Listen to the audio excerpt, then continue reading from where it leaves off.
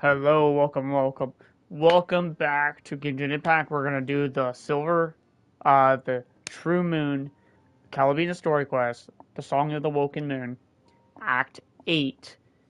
And I should be able to finish it in this stream, hopefully.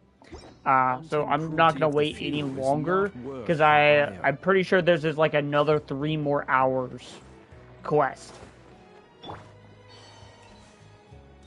I also found out Columbina is actually a lot faster than other characters running. Back to the story. Last time we left off, we wanted to talk to the marionette when Skarmamouche, the Wanderer, told us how much do we trust her. So I don't know what we're gonna do, but Wanderer is going, hello. Wanderer is going to talk to us to the marionette.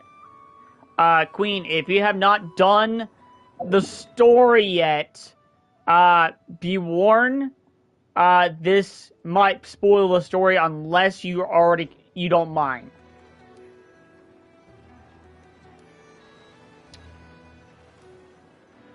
I can't believe I got Sethos. Yeah.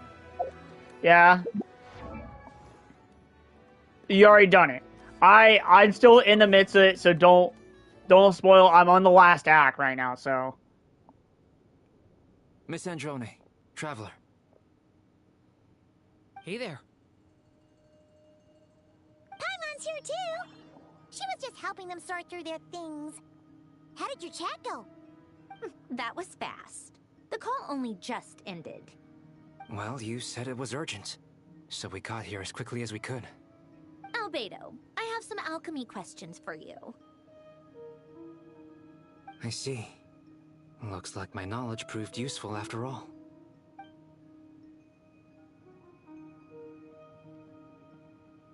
If I might ask, what is the end goal for the modified formula you'll be using? I needed to predict the future of the entire world. But I've run into some teething issues since trying to implement Renee's theory of the 4 Orthants. I see. I'll have a look at it. Still, computing power is the real issue here.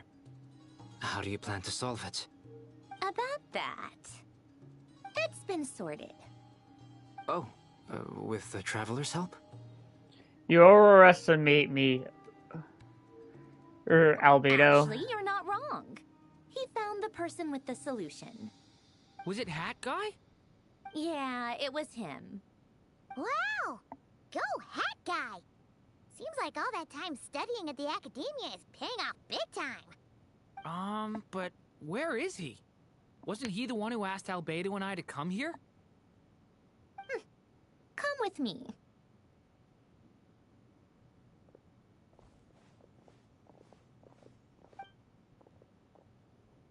Hat Guy? What's happened to him? Hat Guy! Can you hear us? No response. I guess he's in hibernation. Hat Guy mentioned that he was a puppet. It seems that his functions are currently shut down. I presume this has something to do with the solution to your computing problem. That's right. He and the Traveler came to see me. Wait, what? You have a solution? Would you calm down? Why do you always react so hysterically to everything?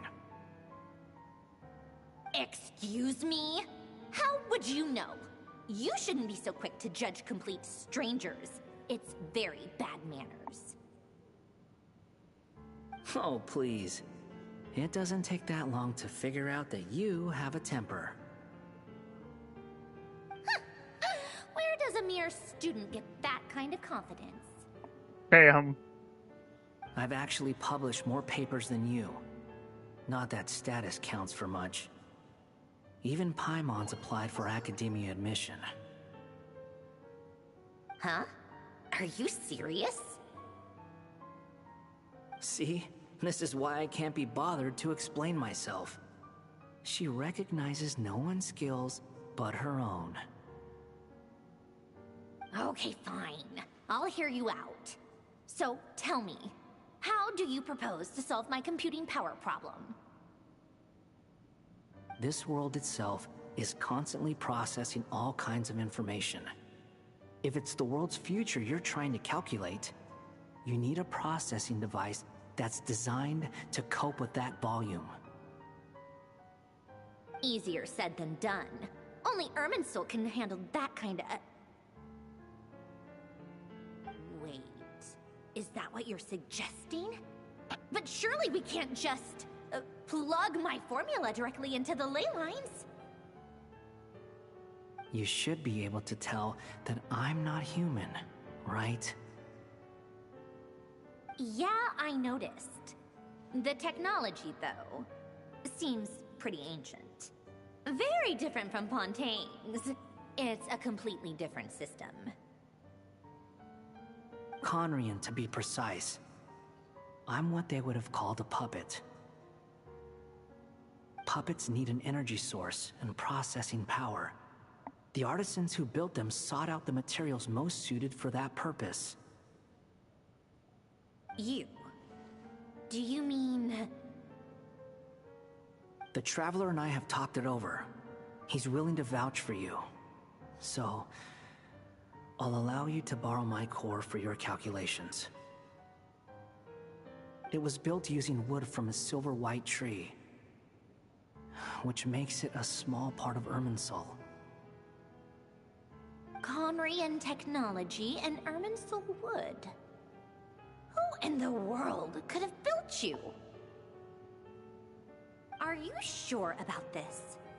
A puppet without its core will cease functioning completely.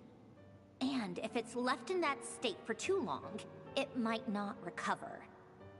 You could die if you do this. You do realize that, don't you? I can put two and two together, yes. No need to rub it in. That's kind of I crazy. won't lie to you. This has never been done before. I cannot guarantee your safety. Doesn't matter. I'm prepared for the worst. Did you two actually talk this through? Is he... Are we really considering this? Yes, we discussed it. The bottom line is, he trusts me, and I trust you. Let's give it a shot, shall we? Honestly, I have no clue where this kid even came from. But for whatever reason, he lent me his core to use in my formula. I'm very close to finishing my calculations now, and the core is currently in use. So I'm sorry, but I can only show you a sketch right now. This is what the core looks like. A silver-white branch. It certainly matches the legends told about Irminsul. Is Hat Guy gonna be okay? He's not gonna die, right? Right? In theory, he should be fine. As long as we put his core back in time. Beyond that, all I can say is that I'll try my best to avoid risk and make sure the core doesn't sustain any damage. I think I know why you called us here now. Someone needs to watch over his body and make sure it's protected until the process completes. Correct. He said that the only ones he trusts here are you two, and the Traveler. And the Traveler will have other work to do. Look after Hat Guy He for will me. have our undivided attention. Aw, Hat Guy. On a more positive note, things are progressing steadily on my end. I'll call everyone in for a meeting once the results are out. Return to the initial questioning, and I'll later enter in-depth discussion. You and Paimon, Endurance stands next to Hat Guy, keeping watch over his silent body. You'll never see him in this state before. The worst case scenario with the core removal is either a system reset or a total loss of function. But I'm not afraid. A quiet death should have been my fate long ago. A core is completely different from a heart. It's like another vital organ entirely. I never believed it could be a true replacement for what I sought. But in the end, it turns out the core was more useful to me. Pretty funny when you think about it. It's like the punchline of my entire life. Do you think there's any difference between a puppet and a human? If not, then this would just be another samsara. I have already experienced both a past life and a next life. Don't tell me he's Part of me wonders dying. whether I'm only capable of making this decision because I've become a real human. What's with that expression? Isn't this a good thing? Sandrone will succeed, won't she? She has to. She will. We all have to persevere until this is over. That's right. And I'll protect you all until the moment of victory arrives. I still feel... you suddenly feel like the concept of time has become blurry. It's rushed forward for you, yet marches backward. With every step that Columbina takes, silent yet turbulent.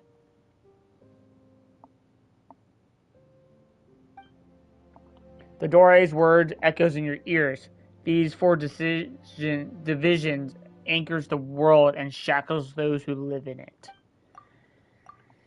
He may be deranged, but he understands well the rules of the world which now tests you all.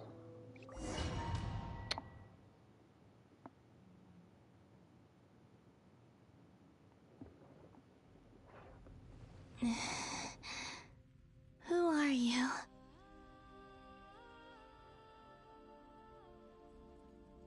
Call me Sonnet. You have the same power as Canon. Sonnet. So, you're the goddess of the iridescent moon? Oh, goodness. You recognize me? Well then, what's your name? Columbina. Columbina Hyposelenia. Hyposelenia? What a lovely name. Did you choose it yourself? Hold on. Is Sonnet the person that Rare was trying to kill from the very beginning? It was a joint effort between me and my friends. Friends? You mean your friends in the heavens? Huh? Oh, sorry. You must be exhausted. I apologize. Hang in there. Let me introduce you to my older sisters. Do you mean the other two moon goddesses? Arya and Canon? Wow, you sure know a lot. Hey, does that mean that our story goes on into the future? Oh, I guess that wasn't the best question to ask. It's alright. We were prepared for that possibility. You could say we were too prepared. I can't even remember how long my sisters and I have been here by this point. When did you get here? Oh my god. How long has it been? I can't say for sure, but it feels like it's been forever. I see. Are you feeling alright? You look a little unwell. I can hold out a while longer.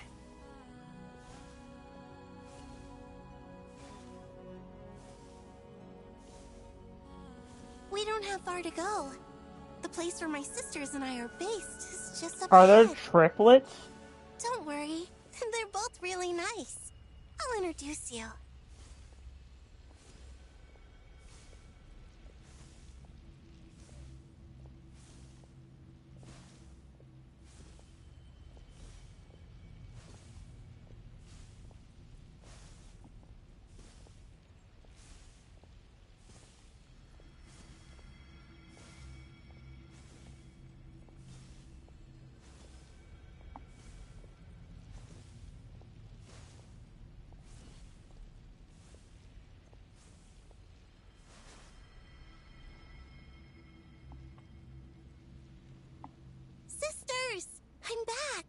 And look who I brought with me.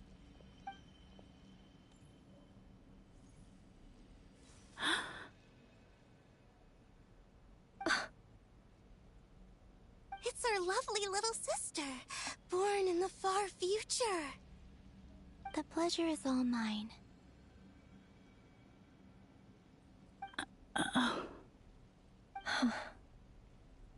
Allow me to introduce you to Columbina Hyposelenia.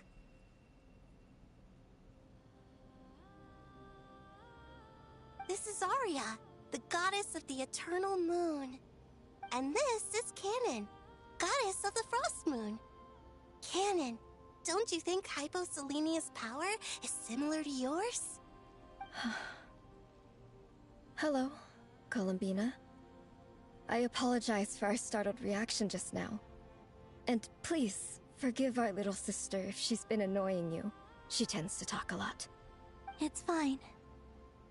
You seem shy.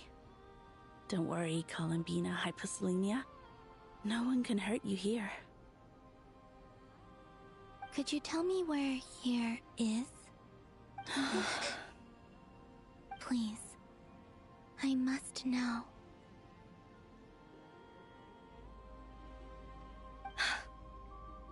My dear sister, this is where Tevat's original ruler, the Dragon King Nibelung, imprisoned the moon goddesses.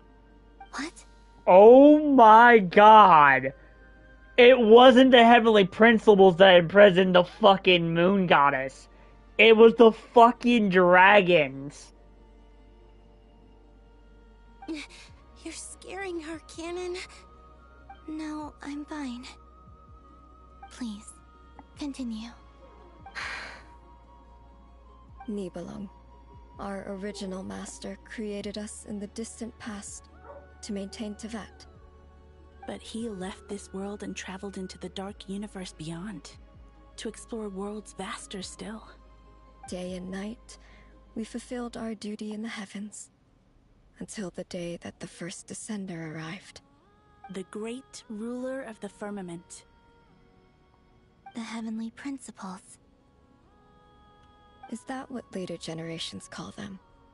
Oh my god, the Descenders But are the we did first, not reject the heavenly them at principles. first, nor did they seem to harbor ill intent towards this world. We coexisted in peace. They were like a guest in our home. Slowly, however, we came to realize that our guest had a growing desire to change and dominate the world. And you didn't stop it? No. There was an order to the rules they set up that Nibelung never taught us. We wanted to know if this order would bode good or ill for Tevat.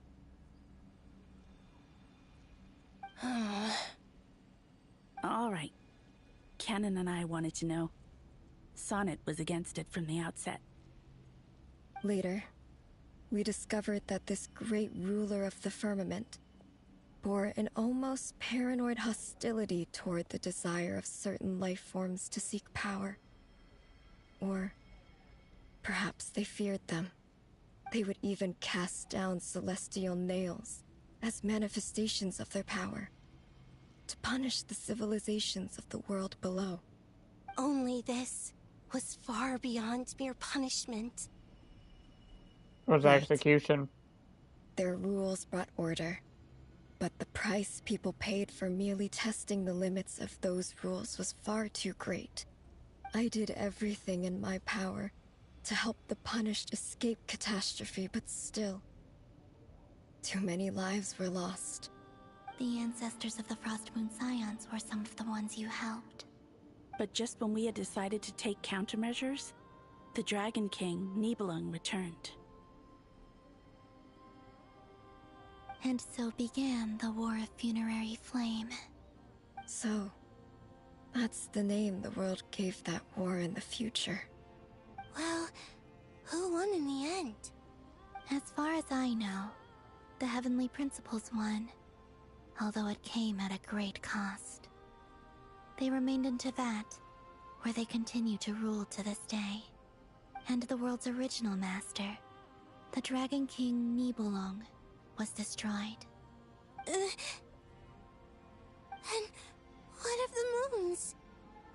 still 3 moons in Tevat skies? You can tell us the truth, Columbina. We know we are but remnants of a bygone age. We are prepared for the answer. Only the frost moon remains. But it has been cast beyond the false firmament by the heavenly principles. The eternal and iridescent moons were both shattered during the war. So death finally came for us in the end. Sonnet. But you're still here, aren't you? A moon goddess cannot live without her moon, Columbina. She's right. That's why I began to disappear. Because the frost moon is cut off by the false sky. How much worse it would have been if it were outright destroyed. Our souls may endure within this lunar palace, but if our moons are destroyed, then we shall disappear the moment we depart from it. I'm sorry. There's no need to apologize to us, dear sister. If anything, we owe the world an apology. If only we'd decided to act sooner, rather than arguing amongst ourselves. all the more reason not to spend this time in regret and repentance. Instead, we should focus our efforts on how we might help our future sister. Sorry? Don't you see, Columbina, your story is not yet over. Is that not why you are here?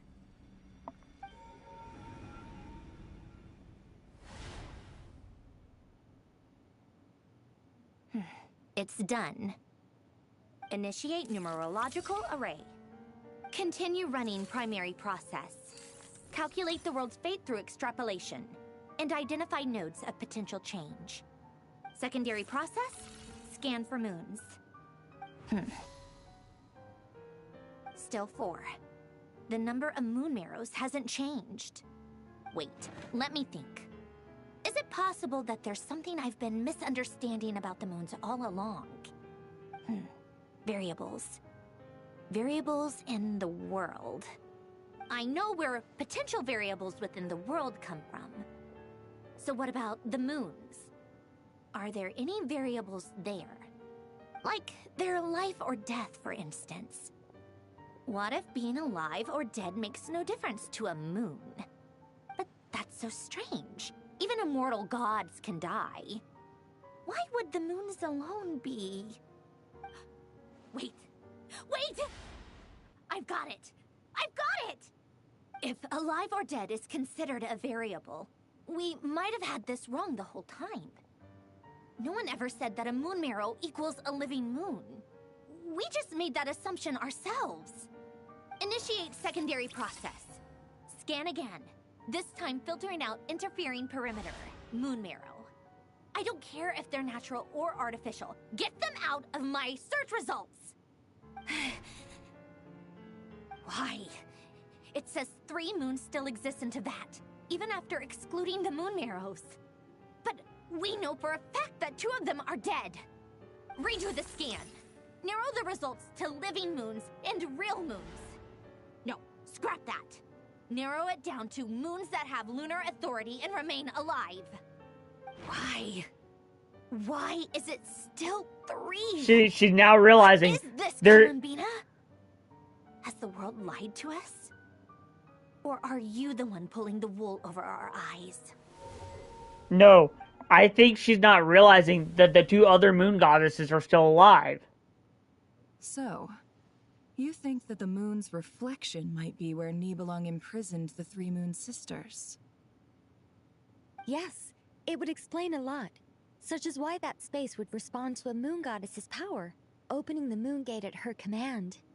It would also explain why Miss Columbina has been unable to leave, and why time flows in reverse there. In the messages she sent, Columbina promised us she'd find a way to return. But we have no way of knowing how, when, or where this might happen. The fact that she still has yet to reappear in this world indicates that returning from that place is no easy feat. We cannot afford to simply wait for her. So you're saying If she could return by her own power alone, she would have done so long ago. Yes, she certainly wouldn't leave it to this late stage when it's so touch and go. I've been giving this some thought, and I've come to believe that Luana's heart might be an anchor that she left behind, as a sort of future waypoint. This could also explain why Luana's heart is always by the traveler's side. Sounds like a plausible theory. If that's the case, there must be some criteria we need to fulfill to allow Columbina to return to the present. The question is, what could they be?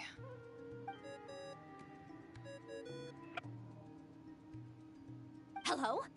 Listen up! This is extremely important!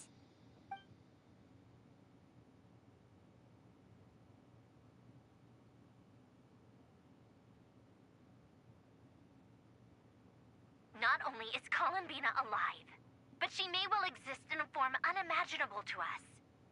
I'm still unclear on the details, but she's done something truly inconceivable in the past. And the clue to what she's done lies in the moon and Tevat's sky. Truly amazing. Oh, I'm so delighted for her. I'm sure we all feel the same. And I'm sure Columbina is ready to get back here and fight by our side. I'll keep my calculations going and try to find some way of coordinating with her. But that's not an excuse for everyone else to slack off, okay? All of you had better keep trying to think of solutions. How can the dead moon still live? And Luanatar...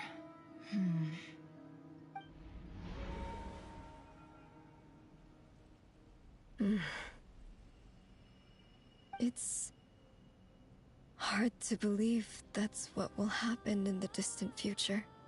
Our authority is linked to the most fundamental rules of Tevat. I suppose it's no wonder that many would covet that power. I didn't realize that when you said friends, you meant people who live down in Tevat.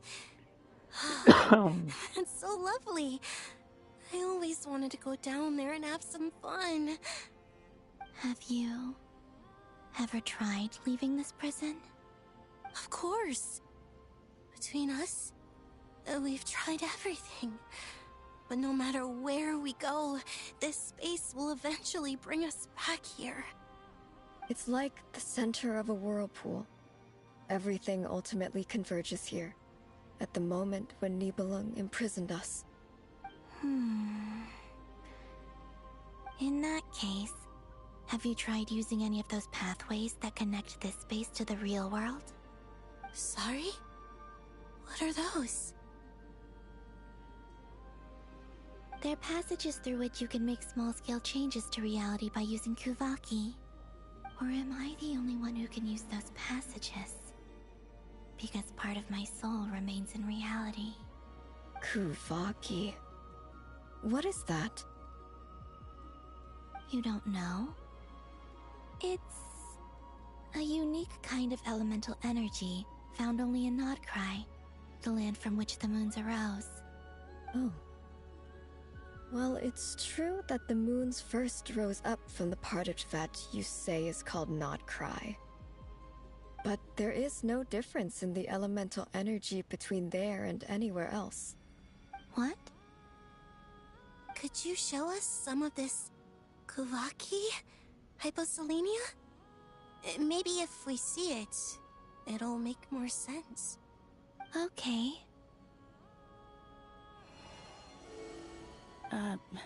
Isn't that just your power?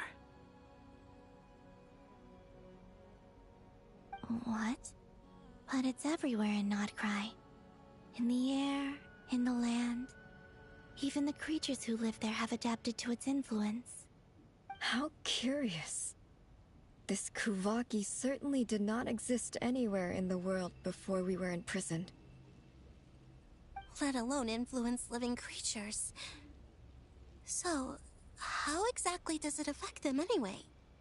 Can they float in the air like us? This is so strange. Why would their reality differ so much from mine? Columbina, you're looking for more than just a way out of here, aren't you? Yes. If I am to help my friends, I will need tri-lunar authority on par with that of our foe. You mean... you'll need our power? This sounds extremely risky. The Three Moons' powers are not mutually compatible. Concentrating them into one goddess will be a very painful process. And if anything goes wrong, it could tear you to pieces. I know. But I'm willing to take that risk. Even so, let's say we successfully transfer our authority to you. How will you take it outside this prison? Niblin constructed this realm specifically to prevent us from using our powers to interfere in his war. No moon goddess can leave this place alive.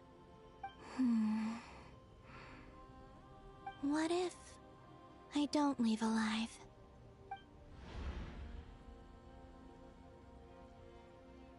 Where do we even start? How are we supposed to figure out what we're meant to do to help Columbina?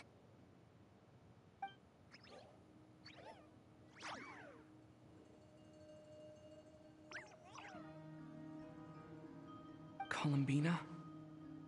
What do you need from us? If she really got to the beginning of time in there, how do you think she'd leave us a message?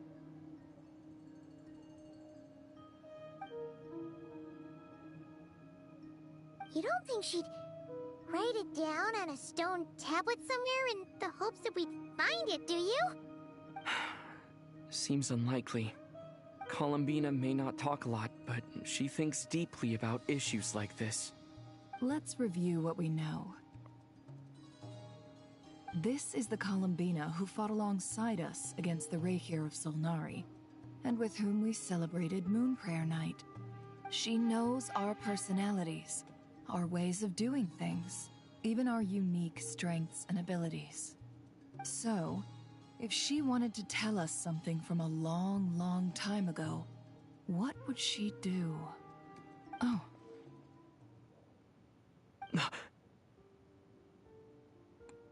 I think they finally got it. Lunatar. Traveler, you once said that those golden ripples also appeared when Luanatar was born. What if Columbina left Luanatar here, not just as an anchor to the real world, but for some other purpose? If she is part of Columbina, and Columbina knows that I can see past events through her... Oh yeah! Like when you peeked into Rarir's past through his heart! Nefer, wait! If you're right about this, and you can really see past events through Luanatar, your eyes, they'll... Oh, I know. Looking at Rarir's past in Conria was already enough of a strain on my eyes. Looking this far back into the past, it'll surely blind me. But it's our only chance. This is the only way. Boss. We spoke about this once, a long time ago. Do you remember what I said, Yehoda? The day I lose my sight, the Curatorium of Secrets will be yours to run. But... What's wrong? I'd be overjoyed if I were you. This day's come a lot earlier than either of us expected. I need to know you'll honor our agreement, Yehoda. Promise me. Yes, Boss Neff. I promise. Are you sure you don't want some time to think this through? What is there to think through? I should have gone blind after our battle with Rarir. Frankly, it's almost criminal that I got away with it for this long. Then at least let me take some precautions on your behalf. And if you really do lose your sight, I'll visit your office every day and make sure you're well looked after. Oh, please, anything but that. I was actually ready to go through with this. Are you trying to scare me into backing out? As if I could ever scare you. I'll assume you're just joking to calm your nerves. All right, enough chit-chat. Let's do this.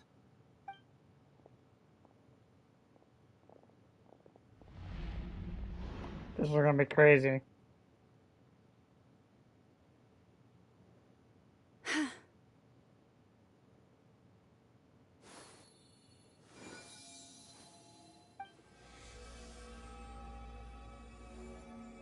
All done. Good. Now give me some space.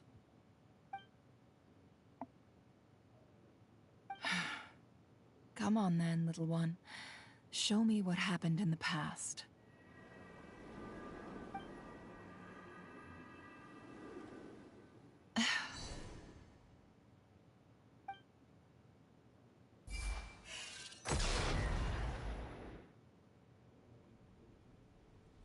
Between the Trilunar Authority, Kuvaki, and the soul-surviving moon, the Frost Moon, I think I might know how to get back. But I will need my sister's help. Time to go talk it over with them.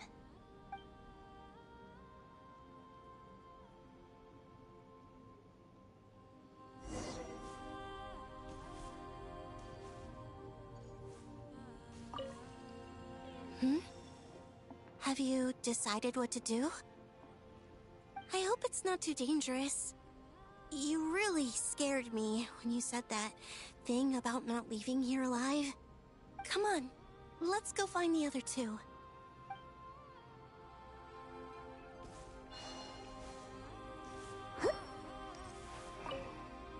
It seems you have reached a decision.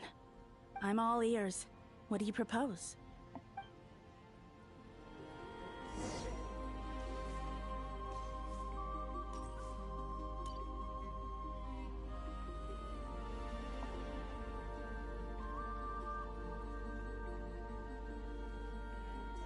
Have you figured it out, Columbina? Tell us, how do you plan to leave this place? I intend to die here, in this moment, and then be reborn in the future with the help of my friends. What? What are you saying? How can the dead be reborn? And how will you inform these future friends of your plans? You can't exactly leave oracles. Nothing can escape this place. Not a single ray of moonlight. And even if you found a way, what if they never find the message you left for them? You'll... No, that won't happen. Come again? They will find my message. I'm sure of it. I'm not following. How exactly will you achieve this? It's quite simple, really. First, I will leave my soul here.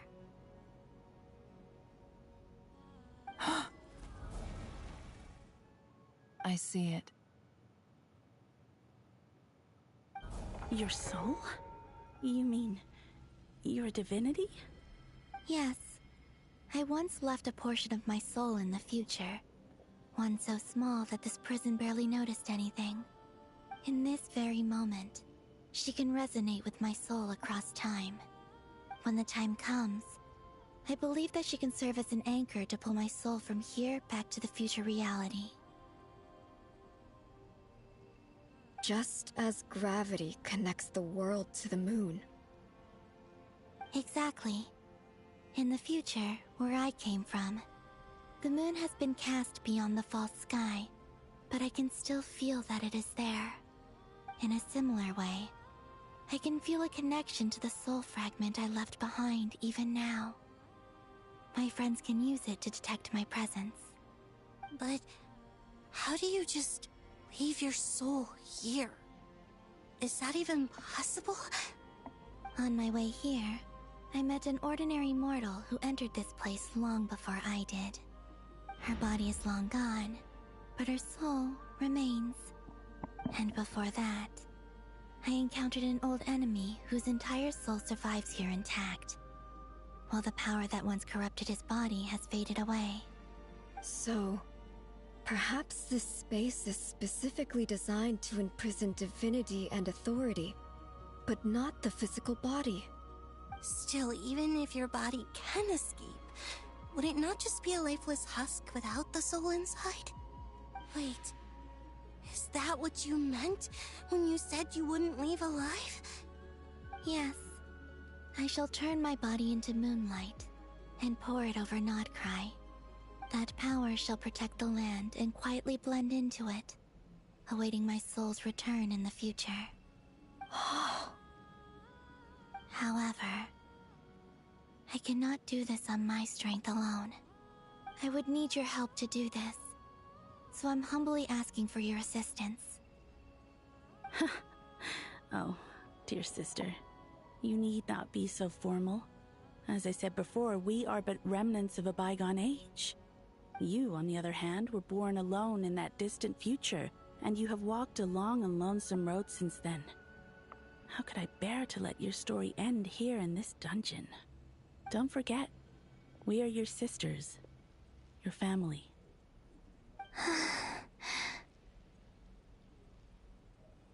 Arya's right.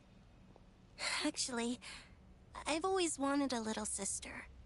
Can you imagine how it's been for me? Getting nagged by 2 older sisters all the time.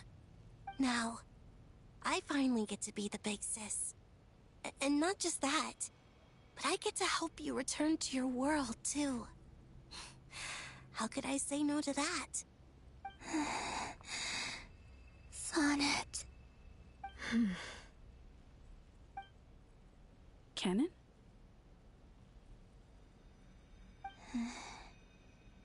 I'm sorry. I know this is a bold request.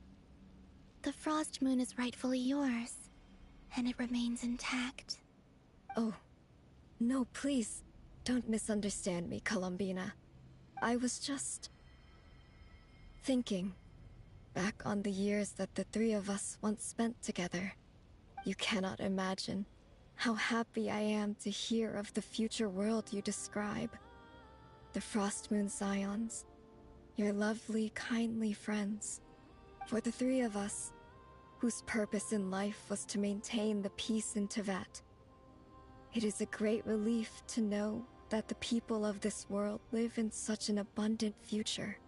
If your plan can save them, and save Nodcry, I will gladly give you all that I can. Besides, the 3 of us have been together since the day we were born. I could never abandon them to live on alone without them. Canon. Still, I do have one question I would like to ask you before we proceed. Certainly. What is it? Why do you cover your eyes?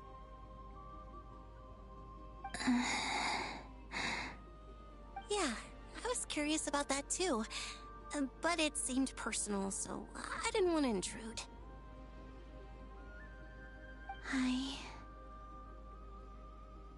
There was a time when I refused to look upon the world. I believed it was full of nothing but lies and falsehoods. I wished to hide my feelings, seal my heart, until I could return to my true home. I see.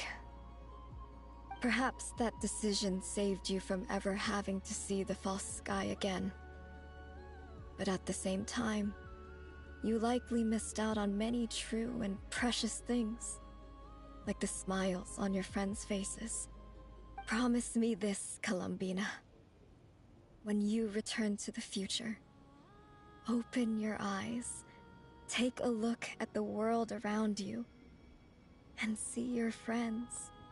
I'm sure that you know this already, given that you long to return, but that is your true home. Give me your hand, Columbina.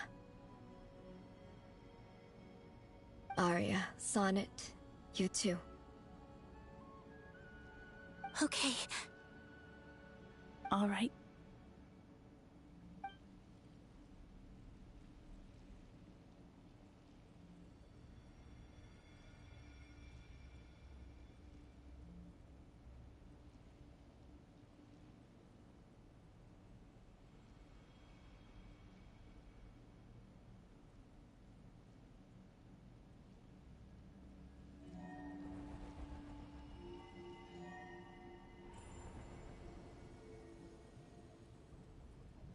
We once were the songs sung for eternity, but now it is you who must continue to sing. We once were the tides in the great river of time, but now we subside, and you arise. We were the messengers of madness and inspiration, but now the lies have faded, and your truth must endure. We are souls awaiting the sun. You must return to be with those who smile when they see your face.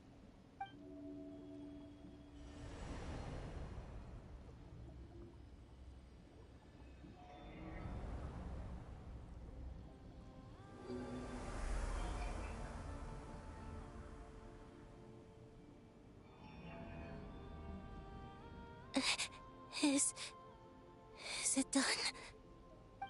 Yes. We have transferred the authority over all 3 moons to Columbina Hyposelenia. From this moment on, she is the Tri-Lune Goddess, the one and only moon goddess of this world.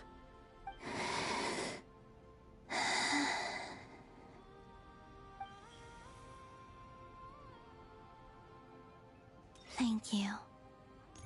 Thank you, my sisters. Now go, and do what you believe is right, Columbina Hyposelenia. Be aware that we cannot grant you the power of the 3 moons beyond these prison walls. The conflict that arose over their remains following our disappearance will still take place. I understand. Sisters, oh, my body, it feels... Now that we have given up our power and authority, our bodies are merely mortal shells. This prison is dissolving them as we speak. It's okay, Sonnet. The end must come for every god, just as it does for every human. That's all this is. The final destination of our lives. Canon and I will be by your side the whole way. We have one final request, Columbina. Could you use the 3 moons' power to send us back into the real world? Now that we have lost our powers, I doubt this space will seek to hold us further. It's just... we would like to spend our final moments together in the only place we ever called home. Of course. Gladly.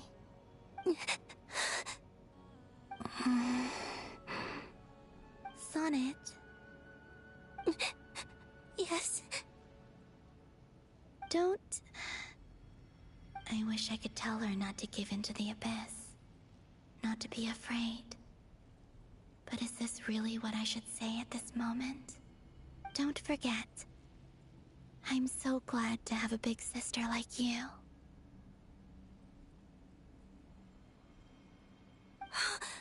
No, Hypo...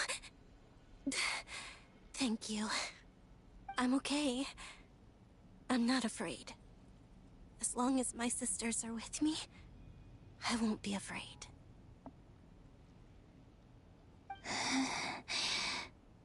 It looks like this is goodbye, sisters. Goodbye, Columbina. Take care of this world in our stead. I will.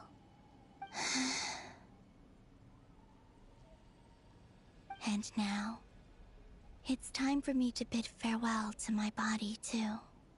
May it become the moonlight that keeps Nodcry company through the long years ahead. So this is why Nodcry was not always home to Kuvaki. It only appeared after I poured my body out upon this land, and only this land. Kuvaki responds to me because it is me, my body, answering the call of my soul. And the golden energy I've encountered on my way here was, in fact, that very soul, which I am about to leave here to guide me.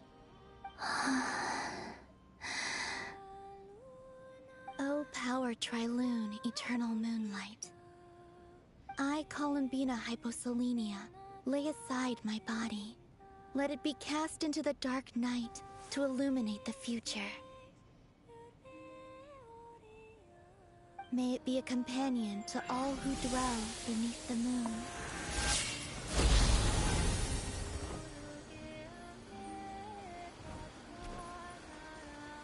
Until the time comes for me to return home.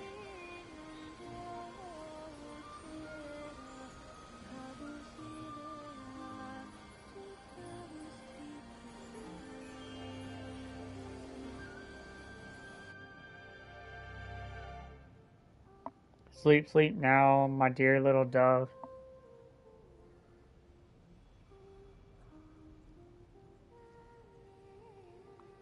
May the flowers and lovely dreams bloom by your window. O little dove, child of the moon.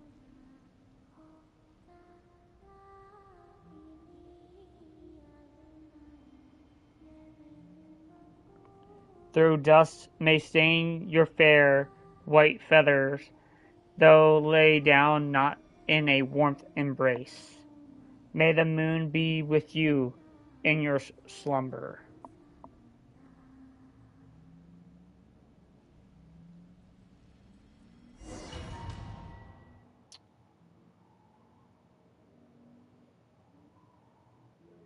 Boss! That was crazy! Were we even allowed to see that? Is anyone? Oh, can you still see? How many fingers am I holding up? I see 2 fingers, and a look of sheer terror on your face. Truly astounding, Miss Nefer.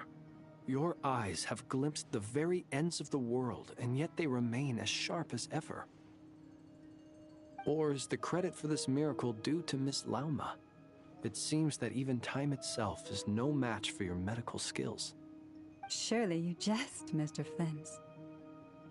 I suspect we have Columbina to thank. She must have realized the immense toll that the ritual would take and purposely set aside some of her power in the past to protect Nefer's eyes when this moment arrived.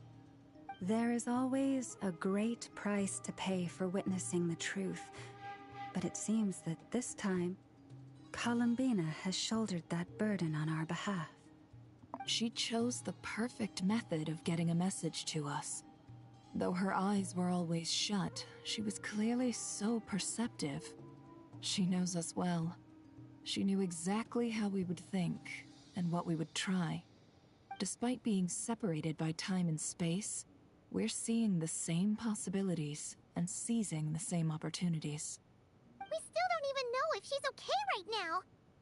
But as long as there's a chance we can do something, we'll fight to make it happen. We'll get you back somehow, Columbina.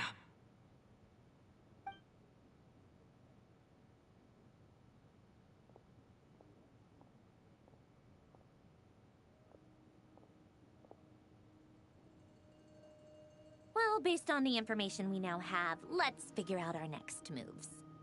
Thanks to these gentlemen, we have a much clearer picture of the situation with Dottore. The civilian population has been moved to safety, so we no longer need to hold back. Miss Androne, how are the calculations going? So far, so good. I'll keep seeing how far I can push the system, though. Can't have Hatman being powered down for nothing. There's still a long road ahead. Where should we begin?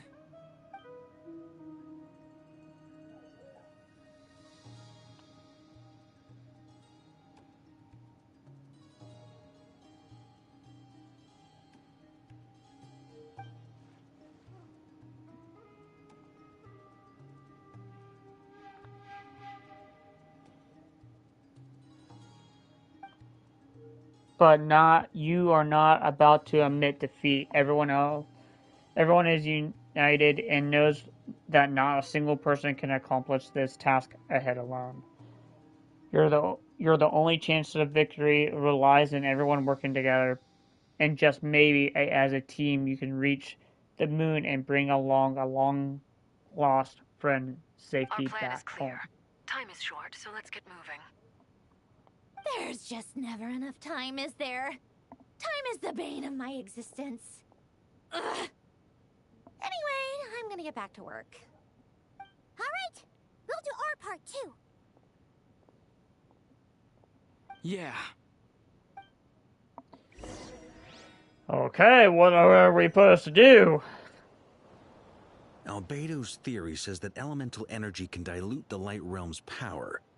But I'm no expert in building elemental defenses. Sounds like something out of the advanced elemental theory section of the library. Whew.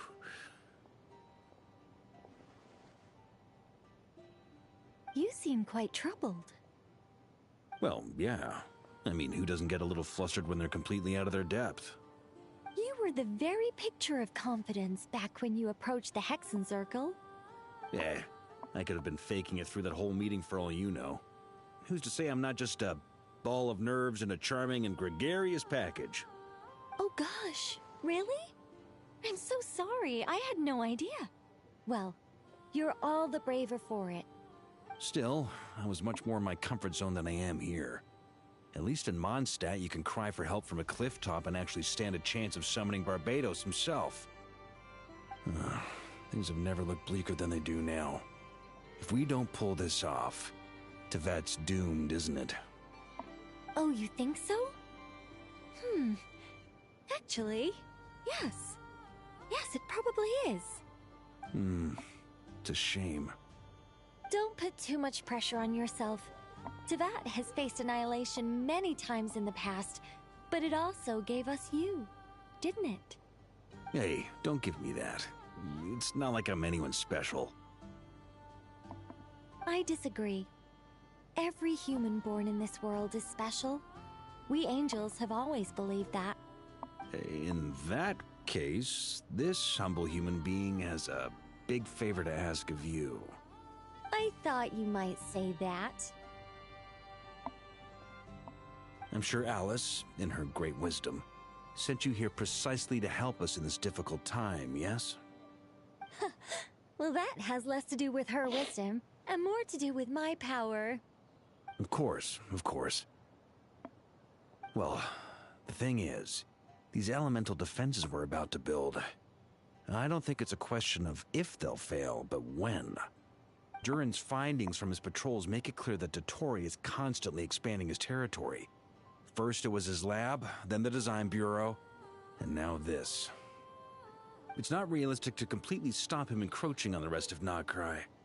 Rather, our goal should be to stall him for as long as possible. If Miss Sandroni's calculations are correct, well, they're the closest thing to certainty we have in this situation, so let's assume they are. Anyway, her calculations suggest that our best hope for victory lies in Miss Columbina's return. It's up to us to slow Dottore's advance and buy time for her to make a return. Are you asking me to help you with building the defenses? No. I'd like you to prepare for what comes next. When he eventually reaches us, we will have to fight him. You were an angel once and a mage now. I'm asking you to lend us your protection. Oh. Can I take it that you're triggering the terms you fought for during our three-way talks? Well, technically those terms were about protecting Mondstadt. But if you're happy to agree to the change in location, then yes, let's do that. You're cashing in on this much sooner than I'd imagined. Well, yeah. The way things are going, I might not get another chance. Very well. The mages have heard the knight's plea, and we will respond. To tell the truth, Alice and I had already discussed how we might help you all, so I didn't come empty-handed. I always like to be prepared.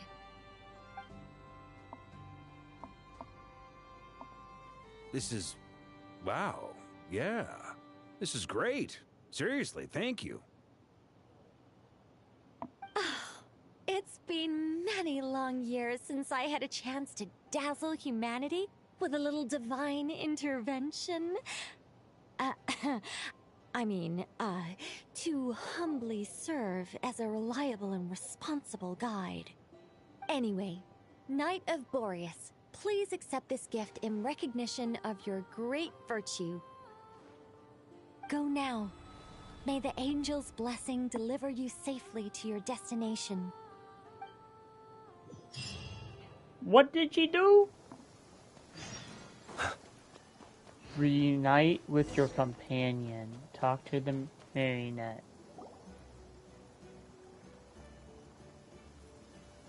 Ah, you're here. Sandrone! How are things going? Glad you asked. You two are about to become the first people to lay eyes upon my masterpiece. Or should that be the first person and the first, specter? Hey! Whatever. Come, feast your eyes on this. Wow! We've never seen something like this before. Looks impressive. This meter displays the progress of my formula. Currently, it's still making the most important connections. Once it's finished running, I'll deliver it right to your side. And then, we can finally bring Columbina back. What do you mean, deliver it? Can't you just tell us over the Dodo communication device? It'll just be some numbers, right? Ugh, you're such a greenhorn. This isn't the kind of formula you solve in math class.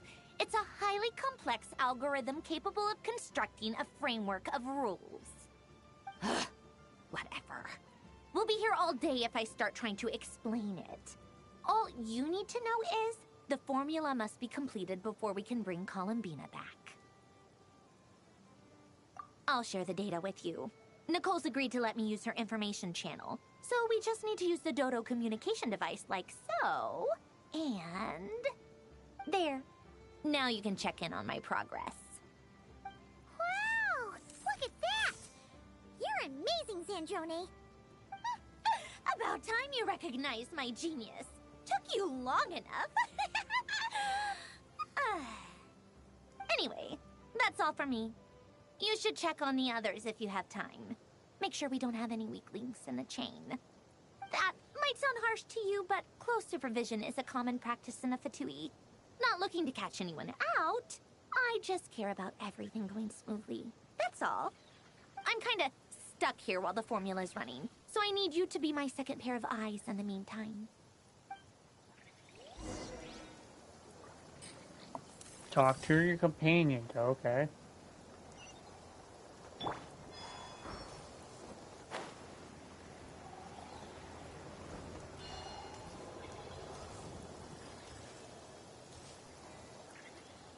Yes, Miss Moonchanter? What are you staring at? You always address me in the strangest ways. Lady Moonchanter 1 minute, Miss Moonchanter the next. Yes, and? Are either of those incorrect? Not as such. It's just that I simply call you Nefer nowadays. Uh-huh. That's my name. What's your point? The point is I don't add any honorifics or titles. Meaning what? That maybe we're on friendlier terms now than we used to be. Is that how you see it? Then I thought I was the one with eye damage. Never! Wilma! Paimon, traveler. Just swinging by to check in on you. How are things going? Did you manage to get some rest? Don't worry about me. I won't slow us down. And I give my all to ensure our victory. Ah, yes. Allow me to give you two a quick checkup. All done. You're both in good shape. You're welcome. You'll have your work cut out for you in this battle against Dottore, so make sure to get some rest in first. Paimon will keep an eye on him, don't you worry. I'm glad to hear it. Take good care of yourself, too, Paimon. Sure thing.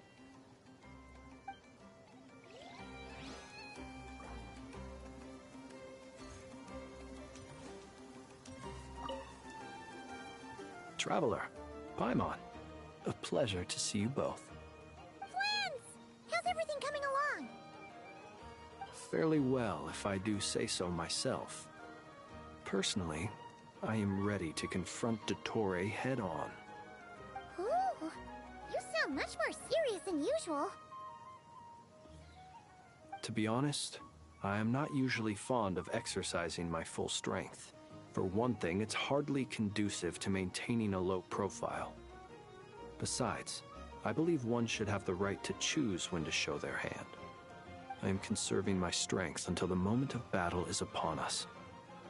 Anything to boost our chances of victory. Seeing you get into the zone like this really puts Paimon at ease. Huh, Traveler? I consider it an honor to have your trust. Rest well. I look forward to seeing you both in your element during the battle. Damn right. Thankfully, Miss Nicole has come to our aid. Nasha Town is now looking very well defended. Golden Flame. Yes, that's Nicole's power, all right. Based on the latest message from Grandmaster Varka, it sounds like they've reached an agreement. The situation should be more stable with her assistance. Everyone will have at least some degree of protection. Albedo! Durin! Hello there, you two. Are you well rested? That's good to hear. As per the plan, Albedo and I will be in charge of Nasha Town. As Dottoro's energy field expands, it's creeping ever closer in that direction. But we will do our best to hold our position. We fought side by side many times before, and always with great success. I believe this time will be no different. So don't worry about us. Focus on fighting Dottore.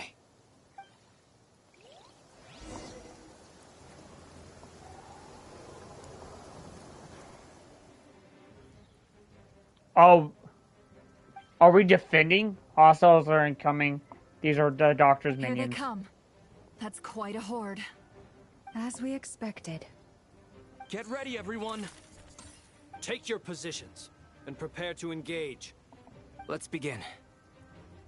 I'm at the ready.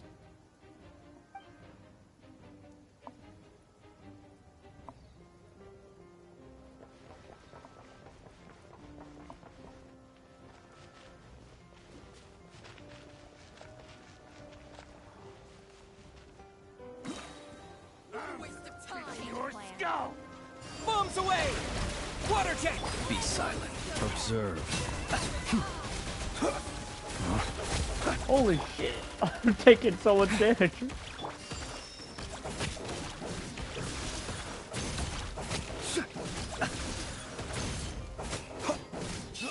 Close your eyes. Night falls.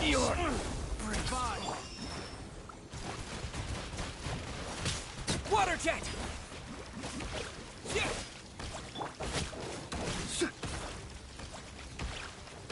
Observe.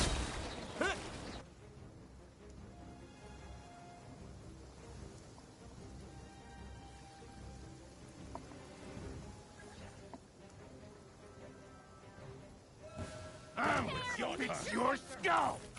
You poor lost lamb, with one heart.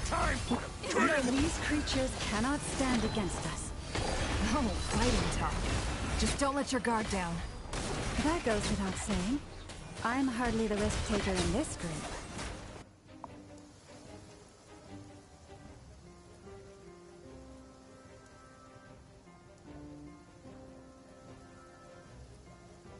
This is kind of crazy.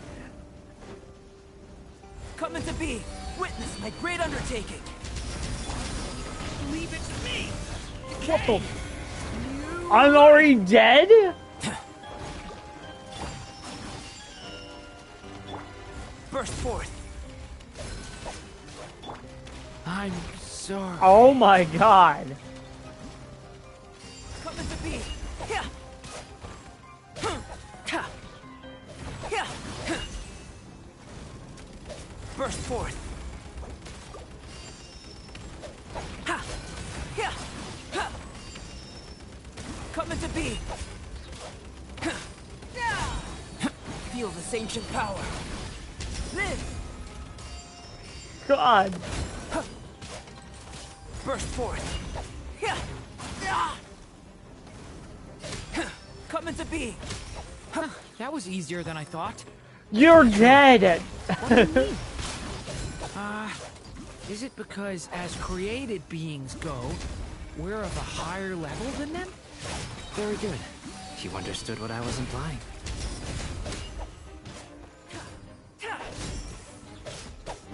Coming to be. Ha! Yeah! Burst forth. Yeah! Yeah! Ha! Live! Yeah! Coming to be. How am I? Burst forth. Ha!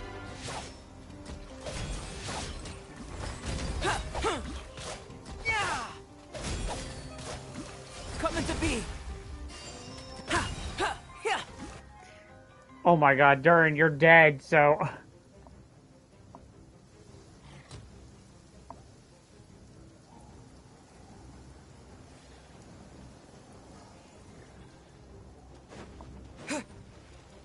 Wipe out! For the everlasting forest. The deception ends here. It all adds up. People have always used fire to drive away wild beasts. Wouldn't a lantern work just as well? You read my mind, my dear friend. I was just about to say that. All right then, dear friend. Bring the light! Observe.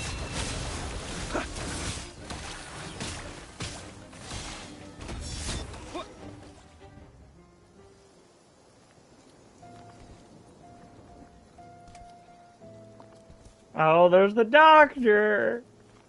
You're looking well. I trust you've had a good couple of days. Dottore. It's actually a good thing, in my view. If the subjects of my experiment were to die prematurely, it would throw quite a wrench in the works. And so, I must thank you all for your resilience. We are no longer on the same level, but you are nonetheless worthy of my respect. A creator god should be merciful and gracious after all. And in any case, it is only right that before I end your lives, the world is informed of the arrival of their new god.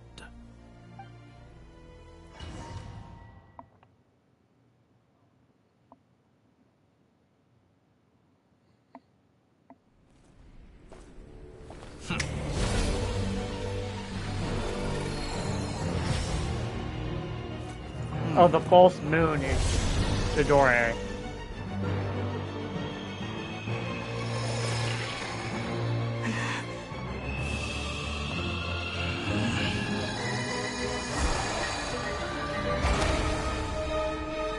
He just split the full sky.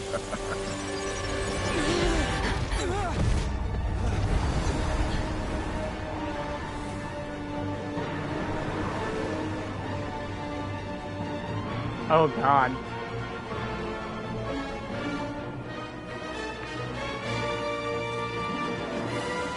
The experiment begins.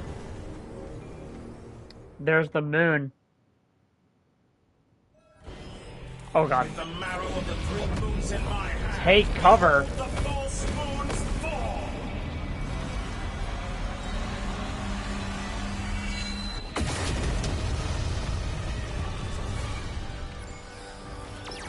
Bombs away! No more lies. Seek within. With one heart, we pray. Be silent. Observe. Oh!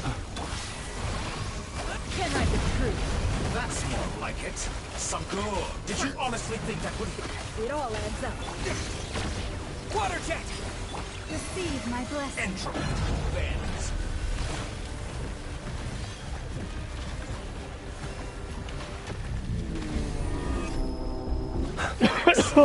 You barely managed to touch my level.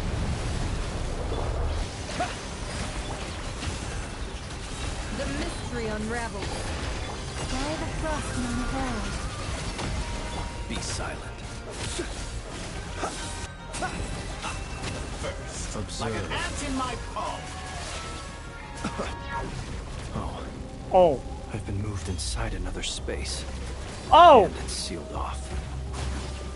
Looking at the structure of it, it seems like Dottore intends to trap us here. There's no exit. Our endurance is about to be put to the test. Oh. Oh. Oh. I'm in trouble. To me.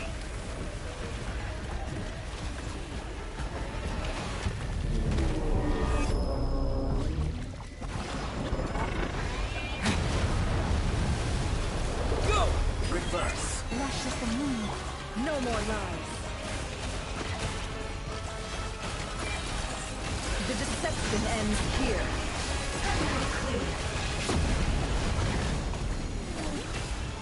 Good. Keep it up. With I'm one still heart, collecting we data. pray. Branches. Wipe out! That's more like it. Some results of the 3 moons in my hand. Behold the false. Brother, what is this fight?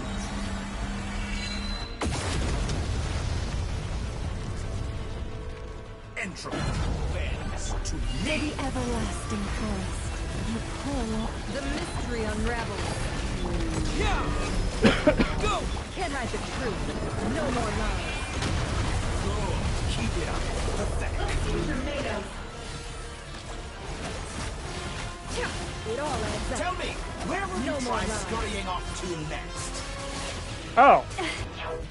Looks like Dottore has opted for a divide and conquer Oh strategy. my god, no way they made We this. will not allow him to triumph. They made this I inverted? shall pray for our victory.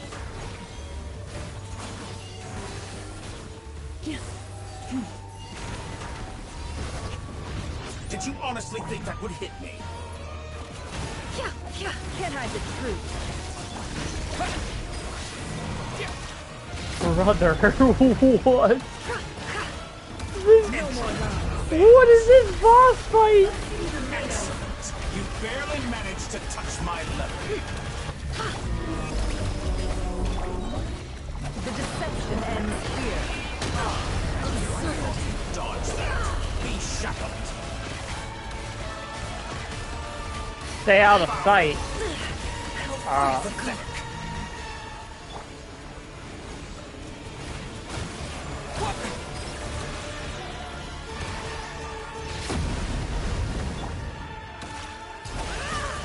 Can't hide the truth.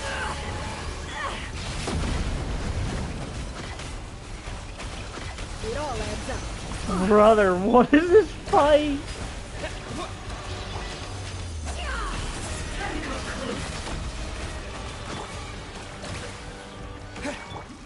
Be annihilated. Can't hide the Which truth. cannot stand against me. Oh. What's this supposed to be? A knockoff version of the space Columbina got trapped in? There really is no way out. We'll see about that, Dottore. No more lies. My apologies. I had not intended to take your teammates from you. But you have a choice in the matter. Obey, and I can release them. An excellent. Oh, I can't damage them. Won't you consider it?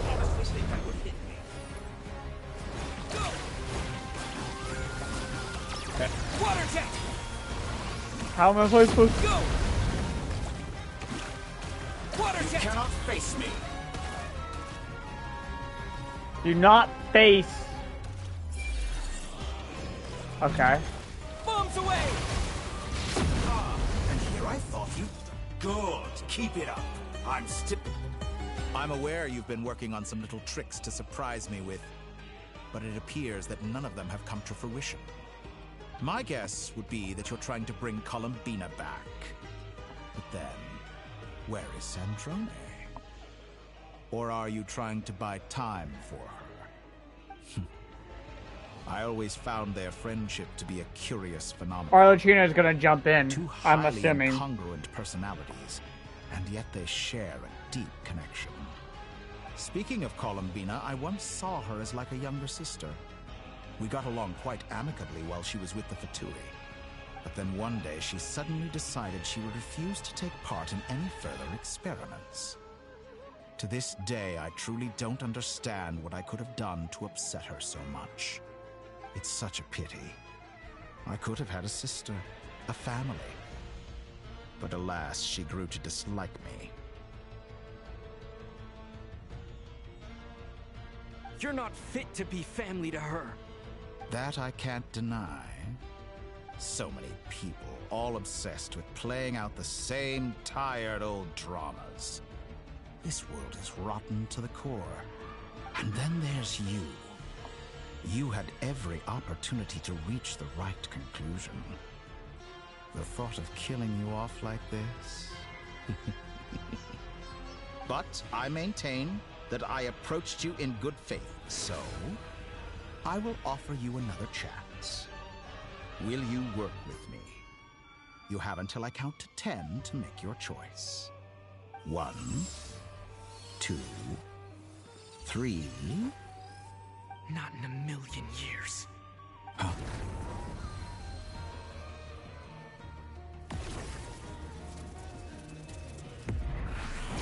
Vionia! Sandrone, what a pleasant surprise. I didn't think you'd join us all the way up here. You're as sick and twisted as ever. Don't fool yourself into thinking anyone's grateful for the chances you're offering them. Sandrone? But the formula hasn't finished running yet. Funnily enough, I was just discussing a collaboration opportunity with the Traveler, and then I see you, who I must say is a good example of an opportunity gone to waste. Gone to waste? I said that everyone would get one chance, and you've used yours to march right back into the lion's den. So yes, it's an utterly wasted opportunity. And what makes you think I believe a word that comes out of your mouth? I was planning on disposing of your little formula after wrapping up more urgent business here. But since you've taken the trouble of serving it to me on a silver platter, I can simply bring it forward in the schedule. Okay. Alright.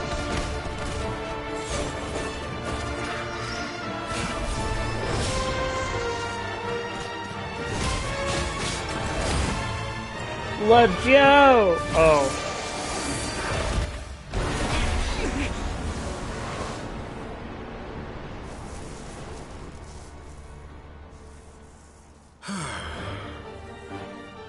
Is this your life's work? This piece of trash?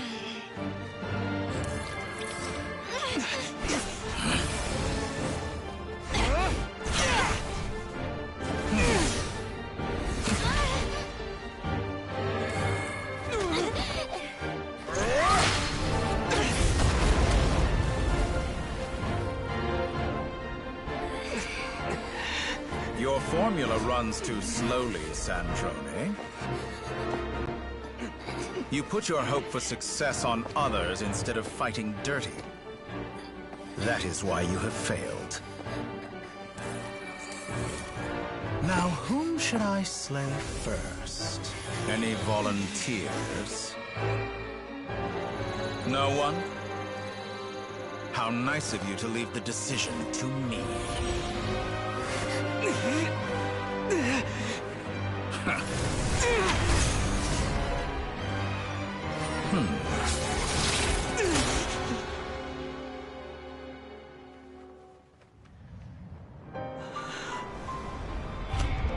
No way!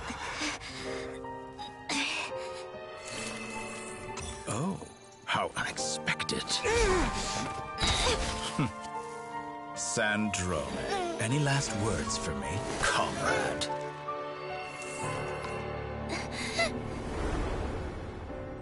Is there anything you wish for? Not really. But I've always known what I don't want. Go to hell, Dottore.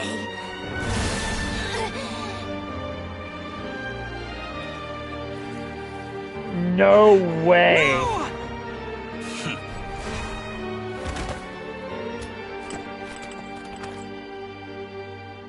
And now, You have failed.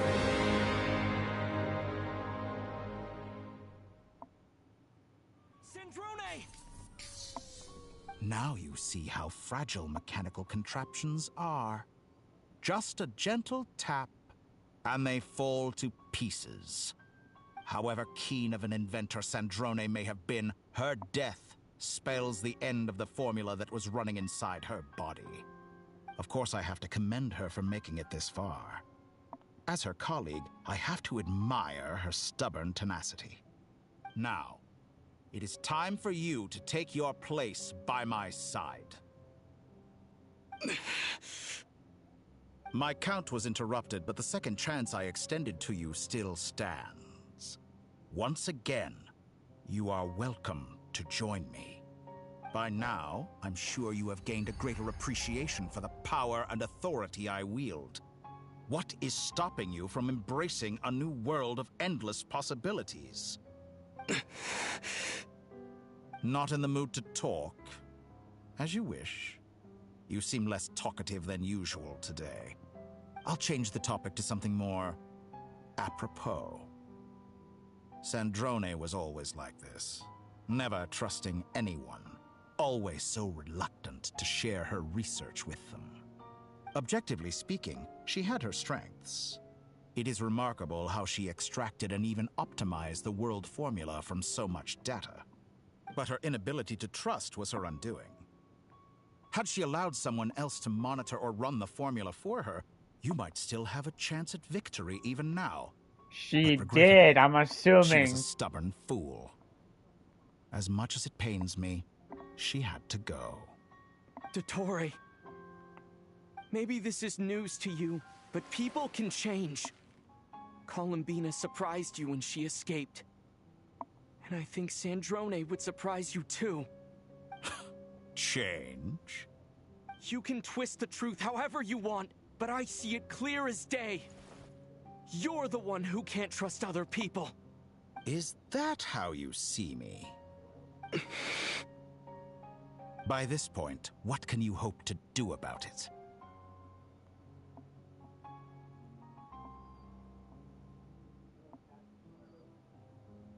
It's gonna continue. There we go. It is pointless to fight on. You've already lost. Wrong. You can't win this, Dottore.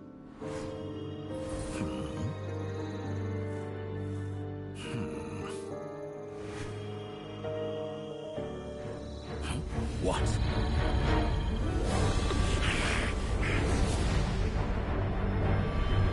They're bringing the moon closer. They baited him from opening. My formula can get us 90% of the way. It will connect you to Columbina. Then, I will bring the formula's output to the Traveler's side. For the last 10%, do whatever it takes. Just bring the moon down.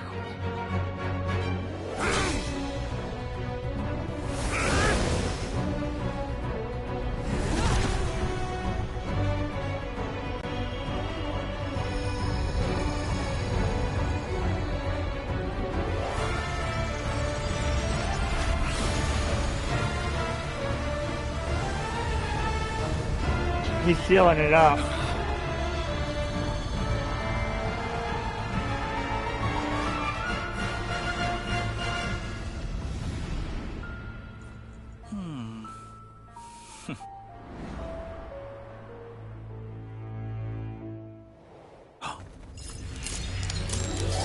They broke through because it's a full sky. It's not a permanent thing. The moon will never be yours.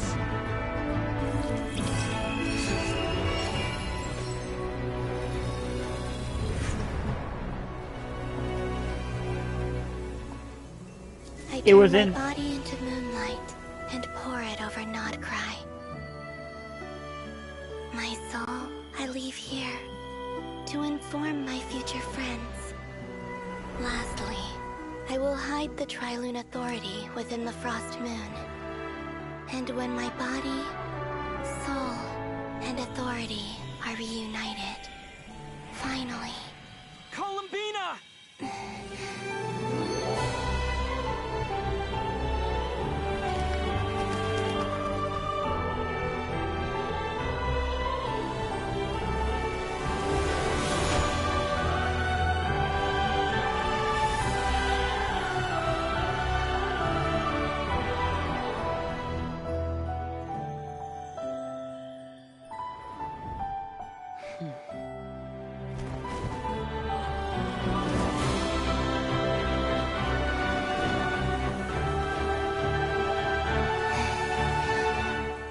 It's been too long. I'm back.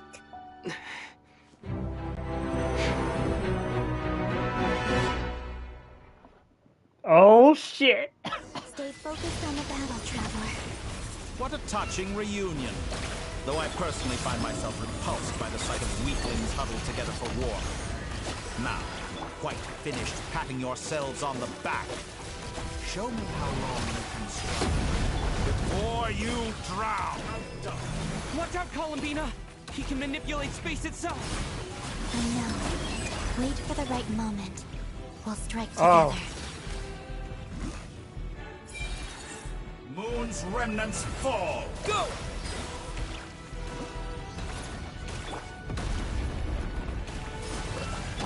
Yeah! Water jet! That's more like it. Pathetic.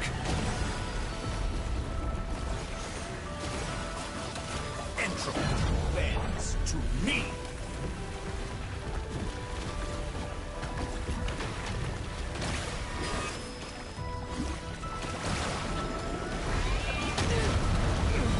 Go!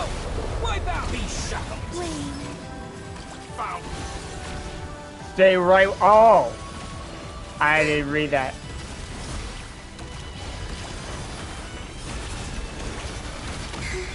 Go!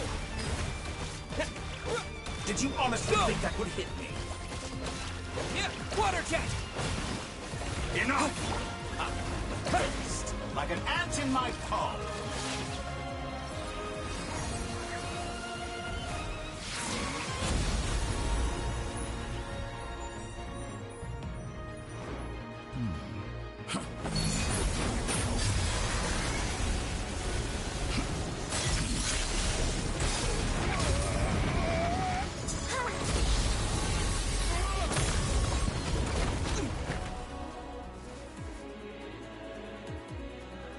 I grant you the new moon's blessing. The new moon shines upon you. I am growing weary of... It's over, Dottore!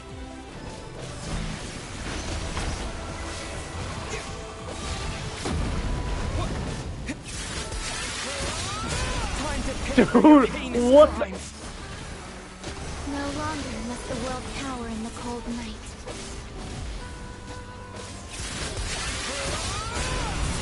It's not your fault. Let the moonlight dispel the darkness.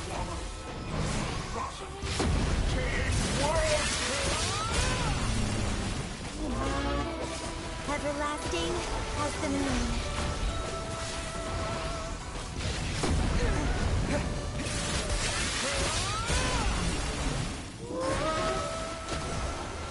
Only I could have shaped the new world.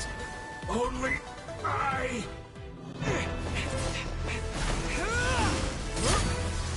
Willfully blind. How can you be so satisfied with your fate?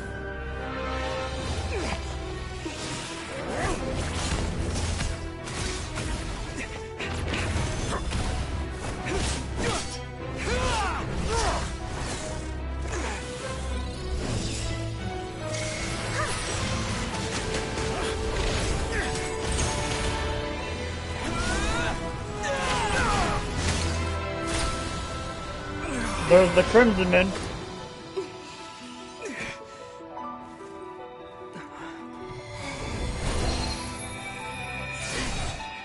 Oh, you're... This battle was never about fate. It's about friends, family, and the home you stole from them. Bro. So dull. Only the weak rely on each other for comfort. You shall see. Once I transcend fate, you will be nothing but fodder for my grand experiment! That will never happen.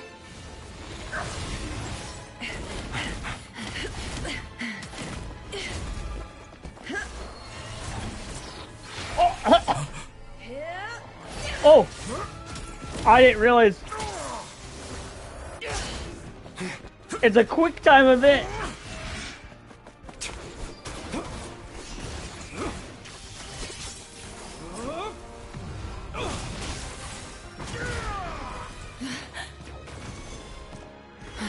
It's probably the same button though.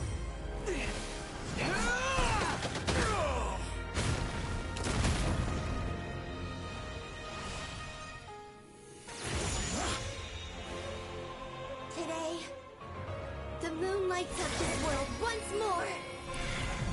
Oh, I gotta rattle.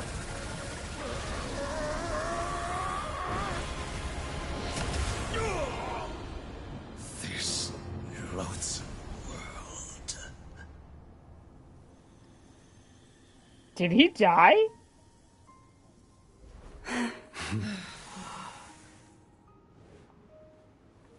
No, this world is our home.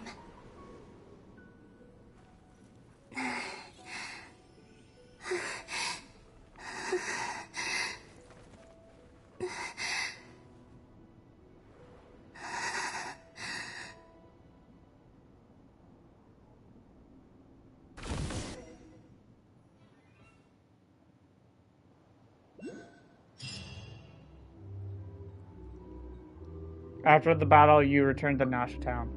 The scars left Nokrai by the doctor slowly begin to heal. After learning the crisis end, people gradually return to Nokrai, and the frost moon in the sky also remain in this world. No, you're doing it wrong. The moon looks like this now. What are you drawing, children? The new moon, Mom. It looks different than before, doesn't it?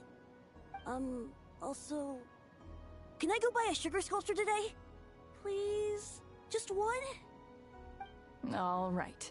I suppose today is a special day after all. Almost like a festival. Extra, extra! Get the latest Nasha Express here! Post-disaster report! Nasha Town reborn beneath a new moon! The voyage begins today! The future looks bright thanks to the League. Want a copy? I knew things would be different. But I didn't think that would include the moon. They say a new moon goddess has been born.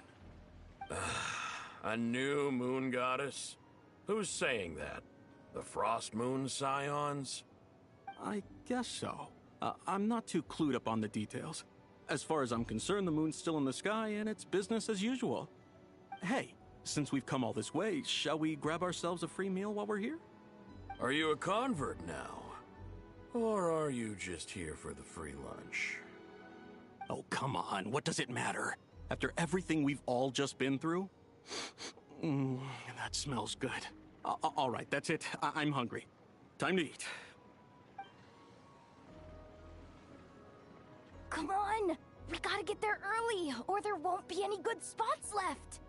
Shh, keep it down. This is a residential area.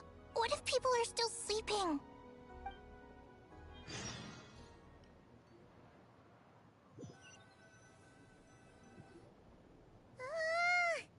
Why is it so noisy outside? It's okay. Paimon was pretty much awake anyway. It's been so long since we last had a chance to relax, huh?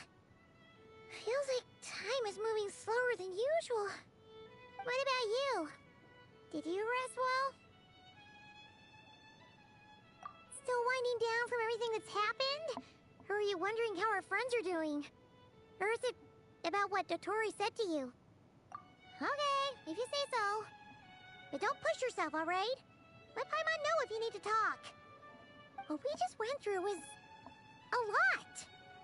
It's totally normal if you need some time to get back in your groove. Lornatar disappeared after Columbina came back.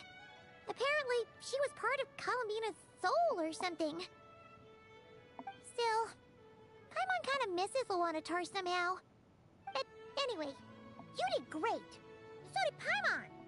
We all worked our butts off to contain this disaster, and in the end, we made it. So, chin up, Traveler. You should be proud of yourself. You're not usually this sharp when you're just woke up. Don't poke fun. You should be glad that Paimon's growing as a person. Sorry, on a more serious note. I bet you were worried about me again, weren't you? Paimon didn't think you'd mention it. I'm sorry, Paimon. You have no idea how anxious Paimon was. She was worried sick about you. I understand, right? How do you If you really feel? want to show Paimon you're sorry, you're gonna need to make it up to her. You better be ready to splash out on a lavish meal.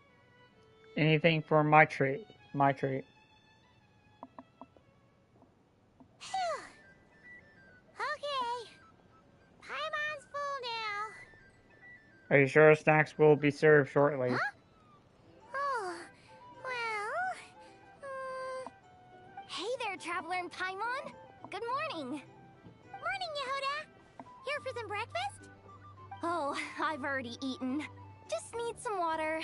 I was mostly worried you might forget what day it was today. So, I came over to remind you. Careful there, Paimon. Too much food will make you drowsy. Don't let anyone catch you hiding at the back and nodding off during the League meeting. Yeah, she'd probably be saying that to Aino. She's the baby of the group, if anyone. True. You know, I'm surprised that all these competing groups are actually coming together to try to solve things together. Definitely a first for Nodcry. Well, nothing like a region-wide calamity to bring people together. After that, surely even the most self-interested people have to realize that going it alone isn't worth the risk, right? Try telling Boss Neff that. She's not exactly convinced that people are gonna get with the program. Really? But if she's so pessimistic about it, why'd she agree to be the Curatorium's representative in the League? Probably 'cause even though Unity sounds like a pretty far-fetched idea, the benefits it would bring make it worth a shot. I think things will work out, though. I swear, Nodcry feels like one big family now with everything that's happened. More than it used to, anyway. Paimon's with you on that one. And it seems like plenty of other people agree, too. Just listen to the bustling streets. All right. Everyone's been rebuilding these last 2 weeks, and the evacuees have been coming back in droves. Life's slowly returning back to normal. Which means my workload's probably gonna shoot back up. Were you about to head out? There's still some time before the ceremony begins, you know. Yeah, we were gonna take a stroll around the square and say hi to some friends first. Sounds good. See you later then.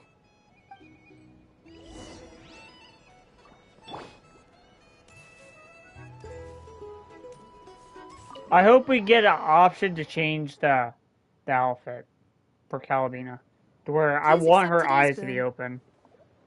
Have a nice day. Are Paimon's eyes deceiving her, or is that Inefa handing out food for the Frost Moon Scions? Hello there. Would you like a feast of the moon, along with some snacks of the day? So, what's new, Inefa? It was only a few days ago when we last saw you, but it looks like you've joined the Frost Moon Scions in that time. And Aino, too? What are you talking about, Paimon? We're just here to help. Duh. In the wake of the disaster, it's all hands on deck. We responded to Lama's request for support. At times like these, the smallest good deed can inspire others and help them through the hard days ahead. And we're using eggs and heating tubes to make that a reality. In true Krumkake Craft Shop style! Great work. I know. Enough! Did you hear that? The Traveler said I did good. The Traveler! That's because it's true, I know. Proposal. If you can resist eating today's dessert, I will provide you with compliments, too. No way! That proposal got shot down quickly. I need something to get me through the hard times too, you know. Mom! Yes, dear. Go right ahead. Excuse me. Could I take a photo with the robot lady? She helped us get safely out of Notcry, and she helped us get back home too. She's the best. Of course she is.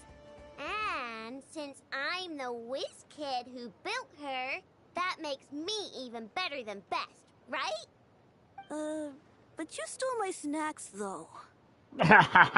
Oops. Shall we move to the open space near the center? The view there is better. I'll take the picture. Aren't you the better pick for this job, Flint? You underestimate yourself yet again, Master Ilua.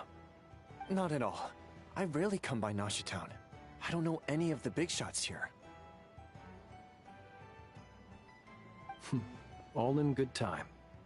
Socializing is a step-by-step journey. But you're much further ahead on that road, aren't you? You're not seeing the full picture. You know the truth now. My friends do not understand my habits. There is no question about it. The Lightkeepers need a representative in the League. Someone who is upright, cares about other people, and can realize their self-worth through group action. You say it like you wouldn't make the cut. I am most flattered that you think I would. Sigh a little less, Master Ilua, and have more faith in yourself. All the Lightkeepers agree that you're a very promising young man. That is precisely why Starshina and Nikita felt safe delegating such important work to you. I'm sure we all also agree that we would sooner die of dehydration than manage to wrangle anything out of you in a discussion. My apologies. I am not in the habit of bringing water with me when I go out. Whatever. I'll take the job. By the way, who else is part of this? Oh, it's quite the who's who of Notcry. There's the Moon Chanter of the Frostmoon Scions, the boss of the Curatorium of Secrets, a representative of the Voynich Guild, and even someone from the adorable Krumkake craft shop. I'm sure you will find speaking with them to be a genuine pleasure. If you say so. I've never done this work before, so I'm honestly a little scared of making mistakes. But I'll do it. Not only is it our duty as Lightkeepers, but because I want to make Notcry a more welcoming place. An admirable attitude to take. The beacons are lit, Ilua. We're but one step away from breaking through the blizzard. We have the chance to band together and build our shared homeland into an Elysium. This is unprecedented for Notcry. An opportunity not to be missed. Yeah. You're right. I'll do my best. Quite a few familiar faces have arrived. Let's go, shall we?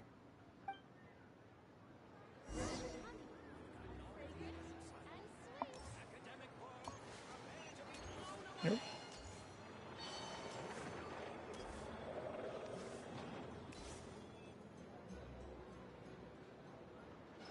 Wow! Everyone's here! You seem well rested. I know no one's asked, but I'm sure you all want to know, so let me just say, we're doing great. Thanks. Well, great, but not perfect. Starting to lose my mind from boredom. Can't drink a drop of alcohol while I'm waiting for my wounds to heal. I'm sure you had a sneaky swig or two. Wait, how'd you find out? I'm sure you must be missing Mondstadt after all these years away, Grandmaster. Yeah, you could say that again. Every time I get news from Mondstadt, it makes me want to go back and see the place for myself. Honestly, once things are wrapped up here, I think it'll be time to head back home.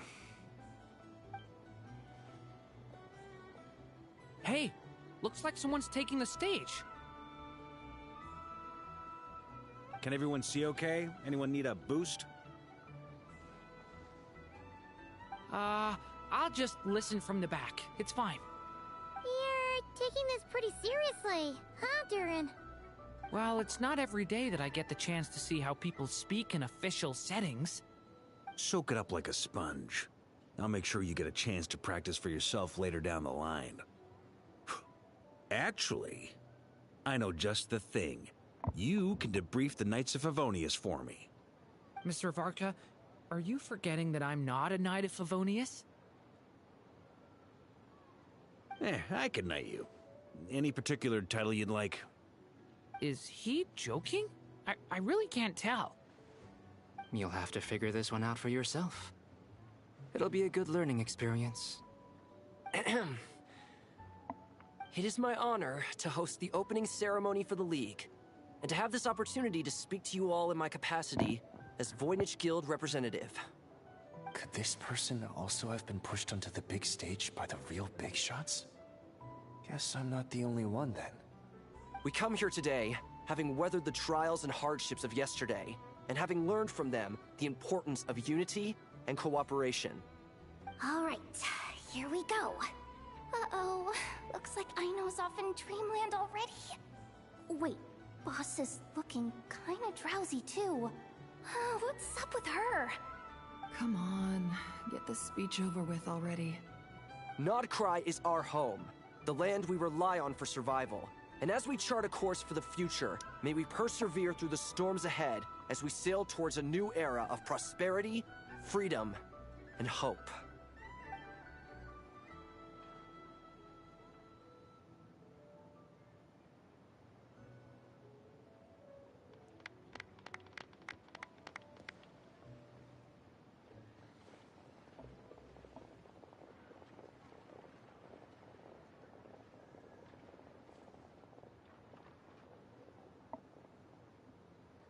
Looks like we'll have more opportunities to travel in the future.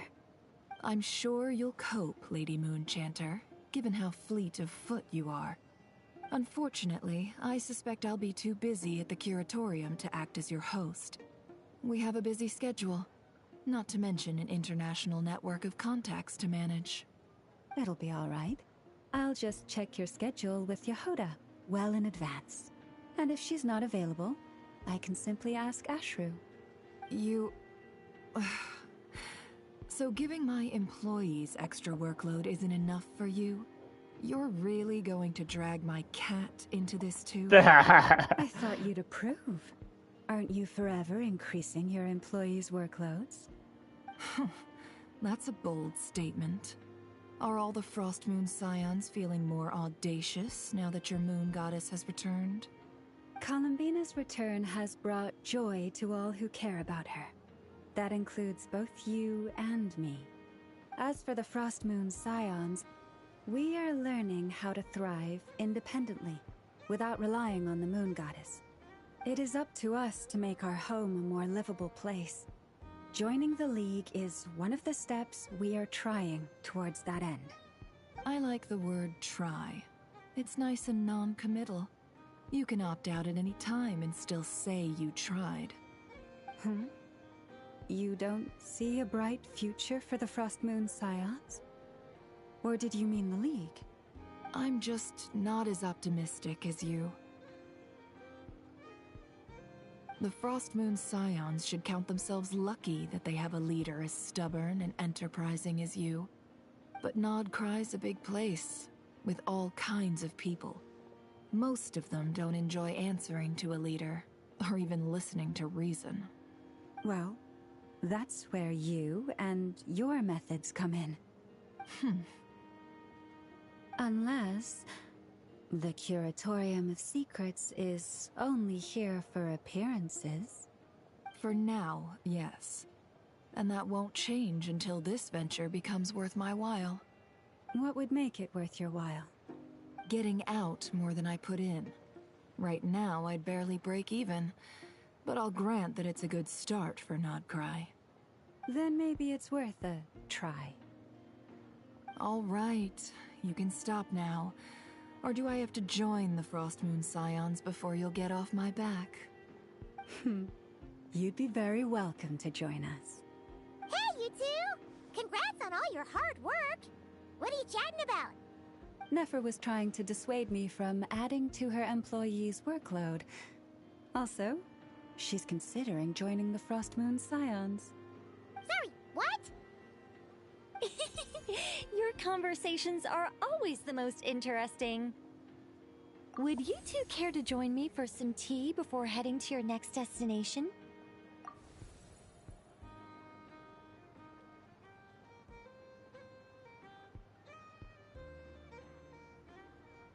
Nicole? Wait, where are you? Aren't you gonna show up today? Sadly not. I'm otherwise occupied right now. I'm sorry, Paimon. I can hear how disappointed you are. If it's any consolation, let me say that how things appear on the surface is a far cry from what they are at their core. Perhaps you'll feel better if you focus on the fact you have a special line of communication with the great mage herself. Okay? Has something happened? No, or not yet, anyway. Well, that's not ominous at all. Is there something we should be watching out for? Not for the time being. Just think of this as a general check-in to make sure this communication system is still running smoothly. Besides, it's good to chat once in a while if we want to maintain our friendship. You could have just said so. Paimon got all worked up for nothing. Still, the best friendships are built through face-to-face interaction, you know. It's never gonna stop being weird having tea with you when you're not there and just talking to thin air. All right, fair point. I'll bear that in mind for next time. Mind if I ask what's keeping you occupied? Yeah. Any update on that crisis at the world's borders? Alice just informed me that they had their work cut out for them. And now everyone's thoroughly exhausted. But they did finally get things back under control. Still, we can't let our guard down yet. The disruption caused by this disaster has made Teyvat easier to detect from the outside universe. She plans to wait for things to stabilize, then reschedule her Mondstadt vacation plans. As for me, I agree with Hat Guy's perspective. This is a time when many new variables are emerging, and the situation is changing constantly. Plus, most of this change is for the worse. We have to remain vigilant and ensure that the embers of chaos are not rekindled. I did notice that the energy in Nodcry changed somewhat after the War of Funerary Flame, but since it was still aligned with the Light Realm, I never gave it a second thought. It looks like I'll have to examine the connections between phenomena I observe more closely in the future. Sounds like you got a lot on your plate. Just doing my duty. It's more or less second nature by now. Of course. To give you the full picture, I'd have to start with the substance from which angels were formed. Never mind. Paimon's right. Showing off my knowledge would be much more satisfying in person. By the way, you did receive the gifts from the Hexen Circle, yes? I'm not trying to claim credit or anything, but my pride demands that I at least mention it. They're quite similar to the protective talisman that Alice gave Dory, but with some very special enhancements. Oh! So that's what kept our friends safe when Dotori trapped them. Indeed. We went to great lengths to make sure they were invisible to his eyes. I see, thank you. I'm so happy they came in handy. Still, not fishing for gratitude, by the way. I just want you to be aware that sometimes your friends may be protecting you in ways you cannot perceive. Anyway, I'll contact you if anything else crops up. If not, you know what they say, no news is good news.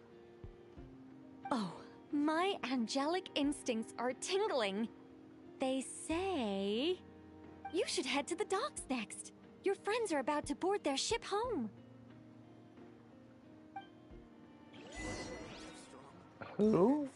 Oh, is it the Fatui?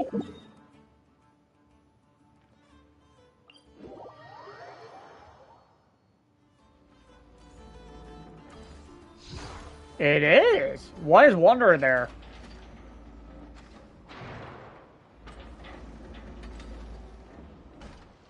You're here. Hat guy? Are you heading back together? No. I'm bound for Sumeru, and she for Fontaine. We just happened to cross paths at the harbor. How are you holding up? Everything seems fine. Sandrone may have an abominable temper, but she's always been very responsible with important calculations, and things entrusted to her by valued friends. You always speak as if you know us inside out, Mr. Hat Guy. He kinda Just does. a good judge of character. I certainly hope that's all there is to it. Regardless, you have been a significant help in this matter. For that, you have my gratitude. I didn't do anything special. Keep this in mind. This character tried to kill us in Inazuma, and and we met Arlecchino in Fontaine, like 2 entire nations after Wanderer. Sandrone's the one who completed a seemingly impossible formula and turned the tide of the entire battle, even giving her life in the process. She's the one we should be thanking. Was she dead? Even we were unaware that Sandrone had hidden the real formula inside Polonia's body. She managed to fool Dottore into thinking the formula was running in her system by installing an identical-looking decoy within her. She probably realized that she didn't have the strength to stop Dottore. But this way, she could at least get him to lower his guard. She always worked like that. Always had a backup plan. What will happen to her body? Well, that's why I'm traveling to Fontaine. She made a request of me long ago, and the time has come to fulfill it. Think of it as her will. What was her request? She said that should she ever fail in a mission, she'd like me to deliver her core and Polonia's to the Fontaine Research Institute. She also mentioned that she had made arrangements for people there to set her affairs in order. Some of her personal effects, such as her notes, were left to me. I've decided to take them back to the House of the Hearth, for safekeeping primarily, but also as mementos, I suppose. However, there is one book among them that I'd like to leave in your care. I'll have someone deliver it to your residence at the flagship at a later date. Does Columbina know about this? No. I was specifically warned not to tell her. This is her last wish, and I will abide by it. Is this also some kind of backup plan? I can only hope so, but none of us here can know for certain. I really bade do farewell hope she's to not dead. Columbina earlier today. As promised, she turned the iridescent moon's marrow over to me. She spent a long time with Sandrone's body, saying her goodbyes. Oh, is she alright? Sandrone's passing has left a great wound in all of our hearts. It will take time to heal, but Columbina surprised me. She offered me some words of comfort before I departed. Despite being grief-stricken herself, she showed an awareness of the feelings of others around her. She never used to act like this. Clearly, she has grown. And I suspect Snezhnaya now realizes that the arrest warrant for Columbina was just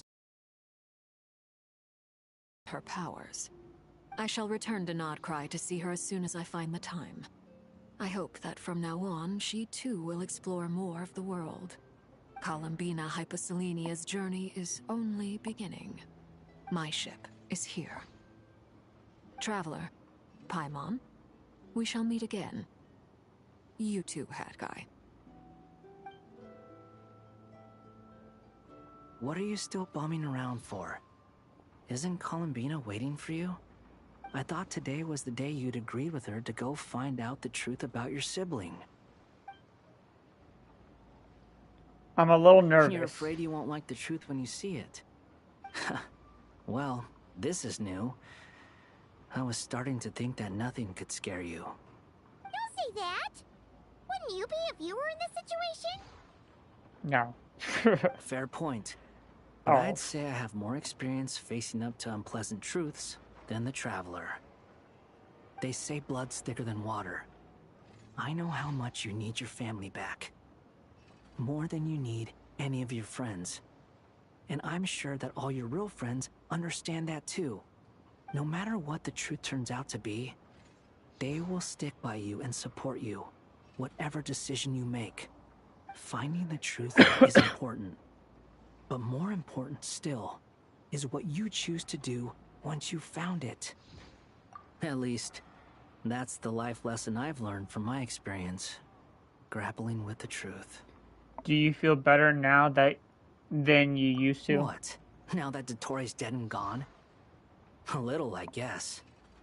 But it hasn't solved everything. Maybe I regret not getting to end his life with my own hands. Or maybe it's something else. But for whatever reason, I still feel like I have a chip on my shoulder. Either way, I'm going back to Sumeru. Lesser Lord Kusanali is gonna need help dealing with all the chaos Dottori left in his wake. Not just from this incident, but everything he did in the past, too. You should continue with your journey, as you've always done. Who knows? Maybe we'll meet again someplace else. We're gonna meet them in If you want to explore a bit more to steady those nerves, Paimon's game! After all, when Columbina said she knew where your ship was hidden, Paimon promised to give you two some alone time with the truth. It hasn't been all that long since we were last apart, sure, but with Columbina there, Paimon's sure things will be just dandy. Thank you. Ain't no biggie. Paimon might be all about that food and fun, but she knows how to do right by people. Paimon's sure you'd prefer to digest the news about your sister in peace.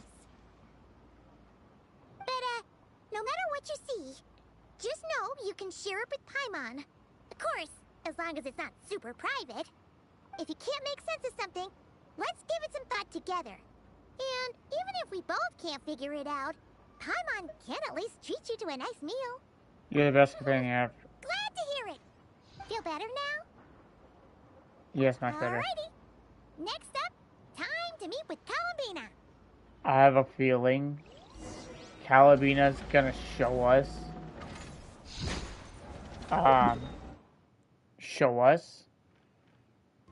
And we're not gonna like the results at all.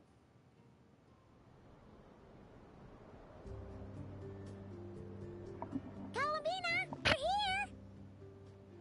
Can't quite believe we're meeting out here. We've gotten used to walking over to Silver Moon Hall whenever we go see you.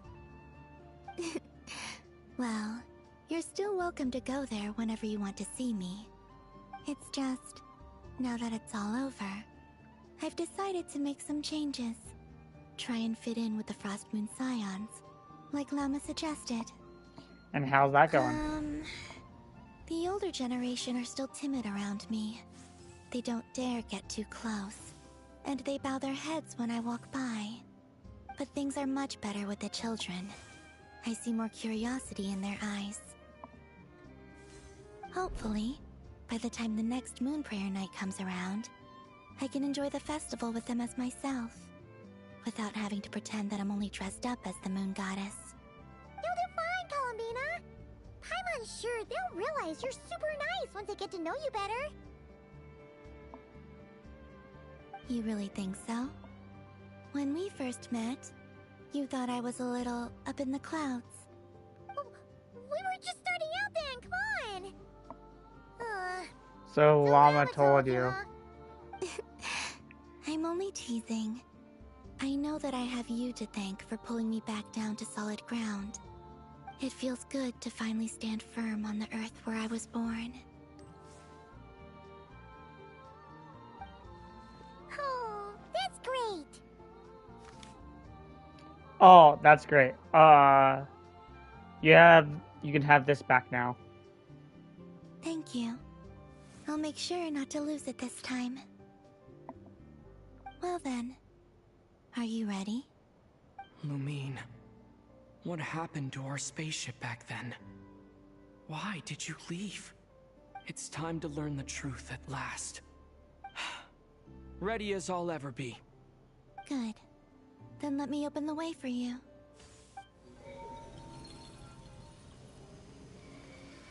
Where does this lead? to our shared destination. Huh? Do you remember me telling you about my missing prologue back when we just met? I said that my story began on the moon. But while I was inside the moon's reflection, I realized that my prologue was really hidden in the future. I just had yet to discover it at that point. The story of the time before I was born was in fact the story of my distant future. It's truly fascinating. But when I obtained the Trilunar Authority and returned to our present reality, I sensed something I hadn't expected. Your prologue. So you mean... Yes, your spaceship. All this time, it has been hidden on the Frost Moon, which lay beyond the sky.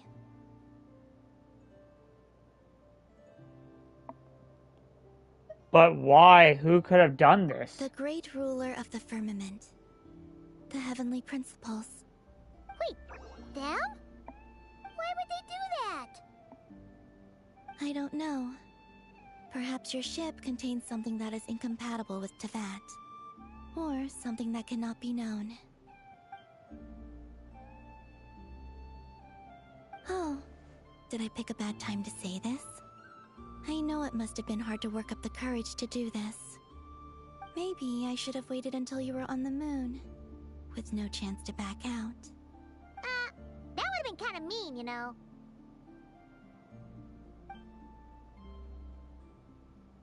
Take me there. Oh?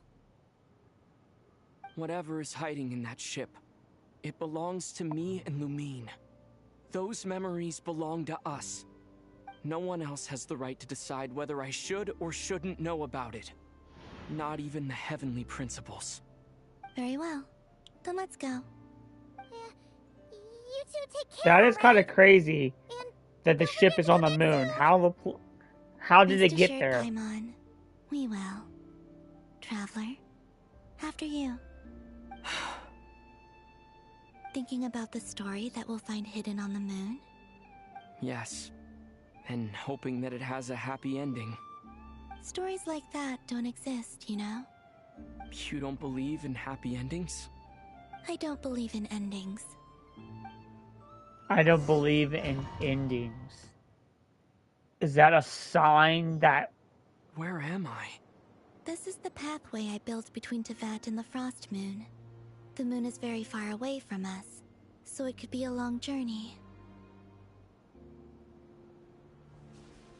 Oh.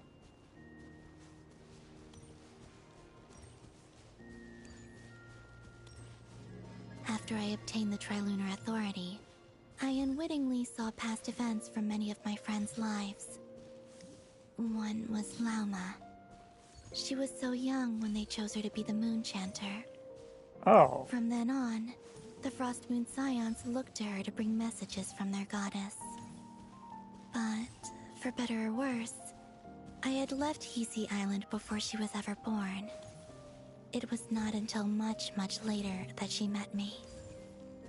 I think it's for the best. Because of the way things turned out, you had the opportunity to become friends. You're right. In that sense, I think we were both very lucky.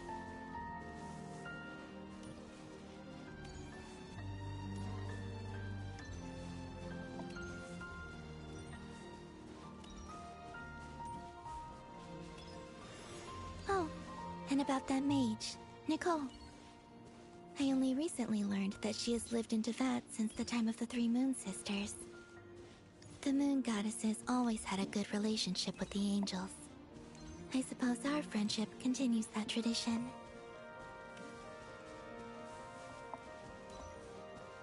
Okay.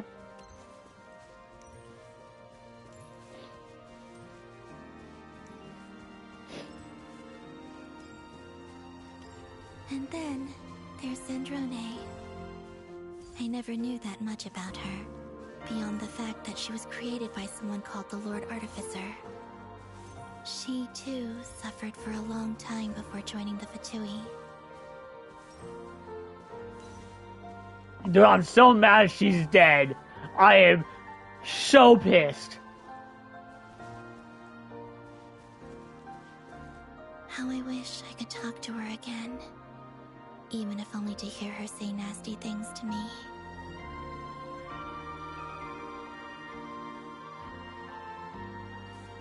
Dude, that is so fucked up. Dude.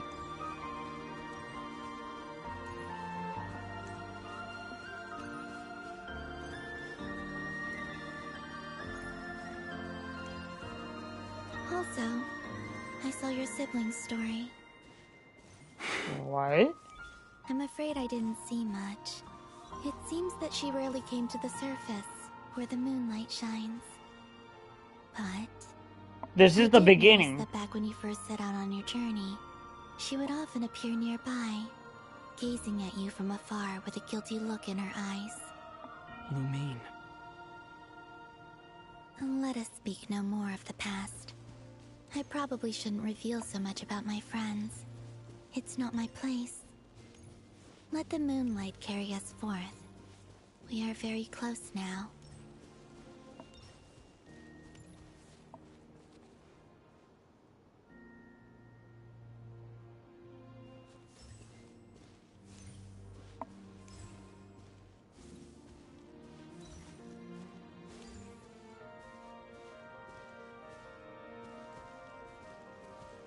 Are we taking After a boat? this, I'd like to bring some Kuhenki to the moon as well.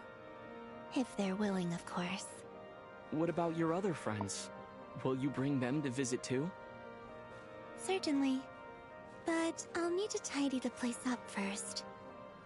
This home hasn't received any guests in a long, long time.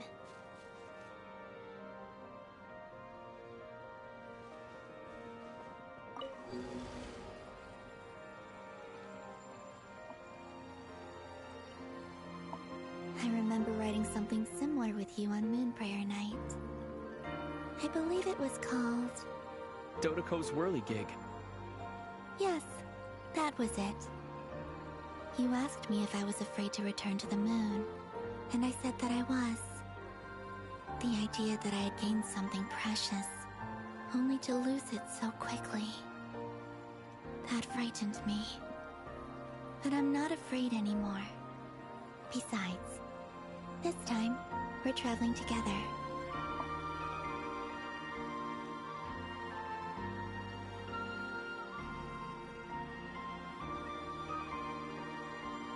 Dude, this is fucking beautiful.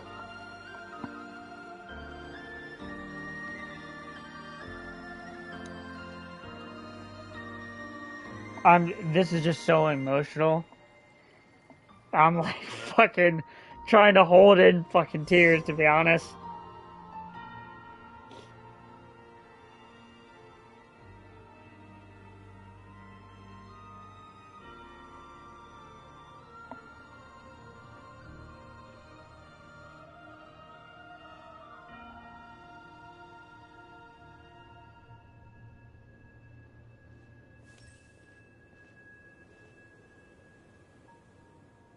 We're here.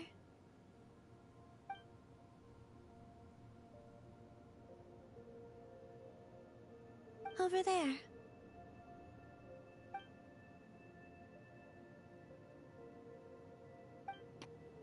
Oh my god.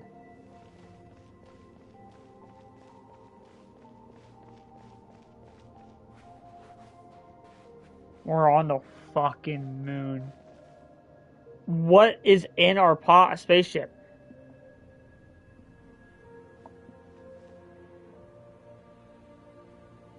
Our spaceship. It's huge. I suppose that the moon is the only place one could hide it. It'll be all right. Huh? The way you feel in this moment, I went through it too, on Moon Prayer Night. The door was right in front of me, but I struggled to find the courage to step through. Solitude for me once meant living a life in which even I was absent. Before I met you, that was the only life I knew. But that night, solitude meant throwing away the life I had gained after meeting all of you. Columbina. Go. Retrieve the part of your life that was once lost. Trust me, you will lose nothing by doing so. That is true. Teyvat is right there. All of our friends are down there, waiting for us. You're right. Thanks, Columbina. We'll just say this. Columbina, best fucking harbinger in this game.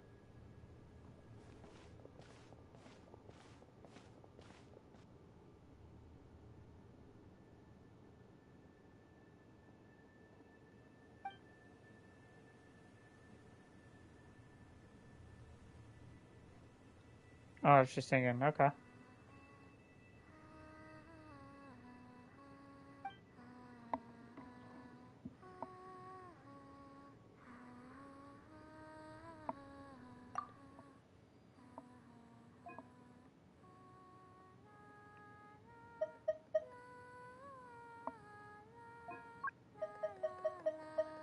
I gotta turn it up.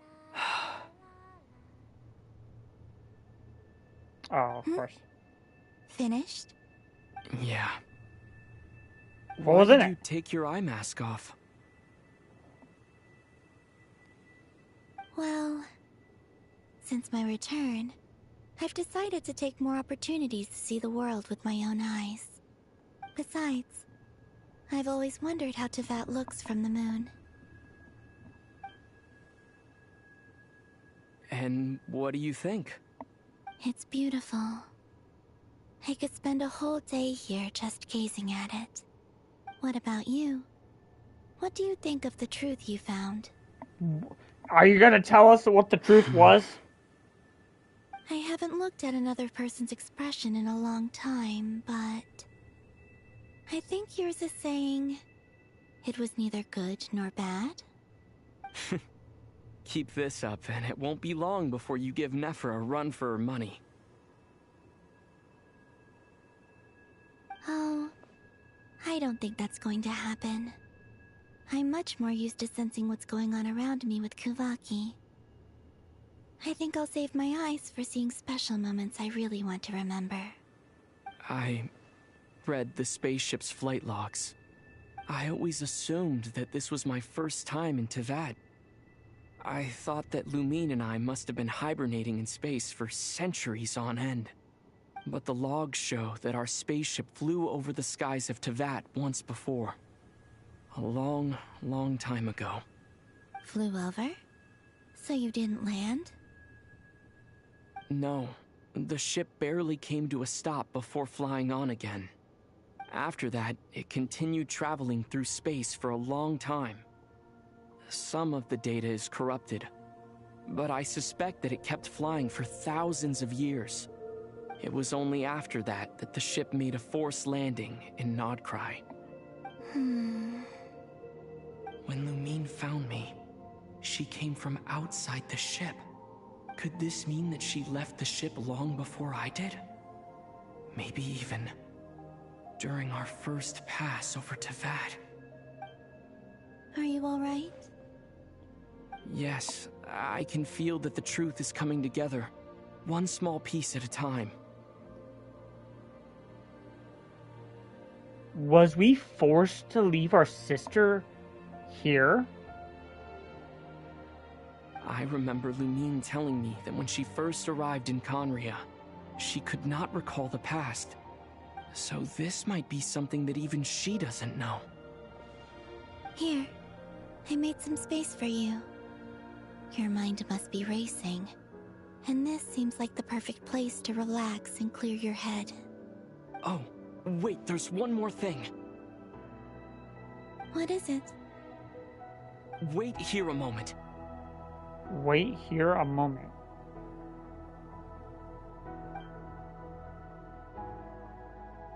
What are we getting?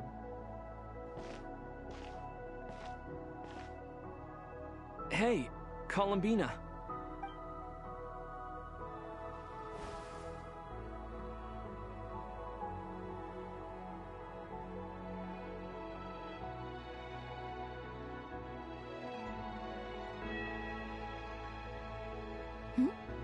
Is that a new outfit? An old one, technically. It's been in a cabinet inside the ship this whole time. It's a matching pair with Lumine's. She always liked this set more. Huh. I don't think there's a huge difference. Really? Yes. It's still the same you. You're the same person, no matter what clothes you wear. Only Columbina would make an observation like that. Traveler, do you consider Teyvat your home? Home is wherever Lumine is. But then after all the time I've spent here, and everything I've been through, yes, I'd say it's my home. Would you change your answer if Teyvat changed appearance? I mean, if the truth about Teyvat turned out to be different than what you thought. I don't know, but I don't think so. The truth is not what matters most to me about Teyvat.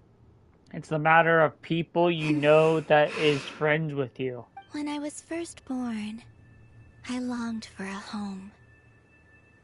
And when you get something before you're mature enough to understand the world, you just take it at face value.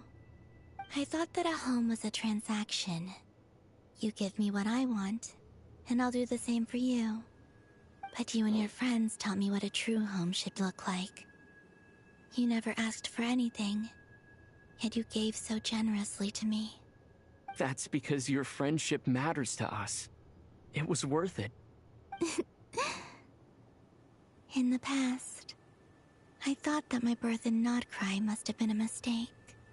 But after journeying to the distant past where the story began, I realized that it was I who chose Nodcry to be my future home. Now, I am glad that I made that choice. I'm sure your friends are just as glad. In fact, I intend to make the same choice today as I did back then. What do you mean? Well, I've given the Eternal Moon's marrow to Lauma, and the Iridescent Moon's marrow to Arlecchino. And now, I shall return my Kuvagi to Nodcry again, that it may continue to protect my chosen home. Wait, but what about your body? Hmm? Oh, are you worried that I'll disappear again? I won't. Not this time. The Frost Moon has now entered the false sky, and I am the Tri-Lune goddess. I am only returning to Nodcry the part of me that it needs. I am giving what I can, because my home is worth it. Oh, and I have something for you, too. For me? Yes. Come closer.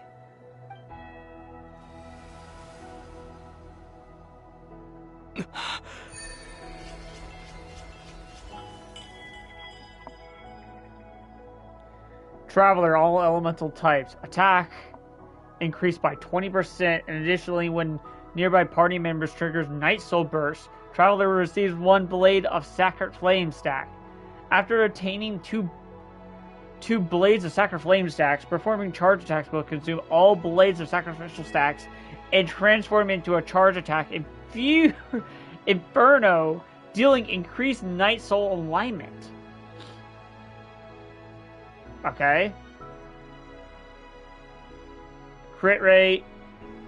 And additionally, when attacking nearby party members whose element types are Pyro, Hydro, Cryo, or Electro, hit opponent.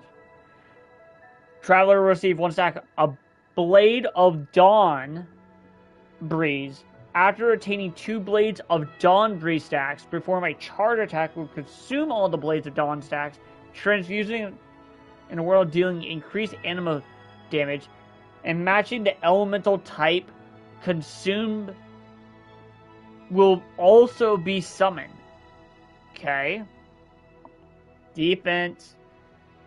This wasn't just the increased stats. There's more to it. I thought they, in the live stream, when they gave Traveler up, I thought it was just the stats. Additionally, when nearby party members become protected by a shield, when the shield is replaced by any reason, or when geo constructs are created, Traveler will receive Blade of stacks. After attaining 3, performing a charge attack consumes all, dealing increased geo damage and temporarily increasing the shield strength of nearby party members. Okay. Creating abundance amulet. Okay. Alright. I'm just quickly reading after. Increased dendro damage 2 will be created on the spot, which will explode after 4 to 8 seconds. Okay. It's Hydro. Okay. Additionally, when nearby party members' current HP is decreased by 5%, Blade of Mini Water stacks. Increase Hydro damage when Traveler's HP is less than 50%. 10% of Traveler's maximum HP will be consumed to increase damage dealt by this attack. And when Traveler's HP is lower than 50%, Traveler will be restored when hitting enemies. Okay. This one, I was told this one's crit damage, but we don't know what that one is. What was that? I lifted some of the restrictions this world placed on you. I trust this will help in your future adventures. Wait a second. I lift some of the restrictions of this world placed on you. Are you saying that Traveler is going to get another buff? My power. It feels like it's grown. I can use the elements more freely now. Thank you. This will be a great help. You're welcome. I see you as family, and after everything you've done for me, In fact, no. It's not because I owe you. It's because you're worth it. Here, this flower is for you.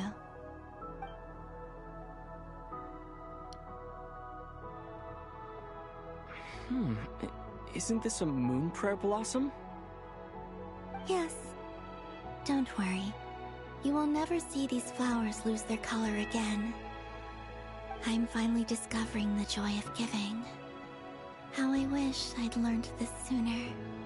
Hey, better late than never. What are you thinking about now? Why don't you take a guess? You get 1 shot. I don't think I'll get it in one guess. But I'm sure it's a happy thought. That's kind of a sneaky answer. I can't say you got it wrong. Down into that, the moon seems so far away. I felt it might always lie beyond my reach. But on the moon, everything feels so close by. The haze that once enshrouded the skies has finally been dispersed. I feel like a traveler on a winter's night, starting a new chapter in my tale by the warmth of a bonfire. I don't have a lot of luggage, but I do have a lot of hope for the future. Well, what's next? Next? To start with, I want to stay here just a little longer. After that, let's return home and continue our journey. Let's go. Let's go. These clothes bring back so many memories. Oh wait, we can talk to Calvin. Hold on. The journey goes on. For you, and for me. Like I said, this is not the end. I don't believe there has to be an ending. Ooh, could you tell me a little bit about Snezhnaya? Snezhnaya is the next area.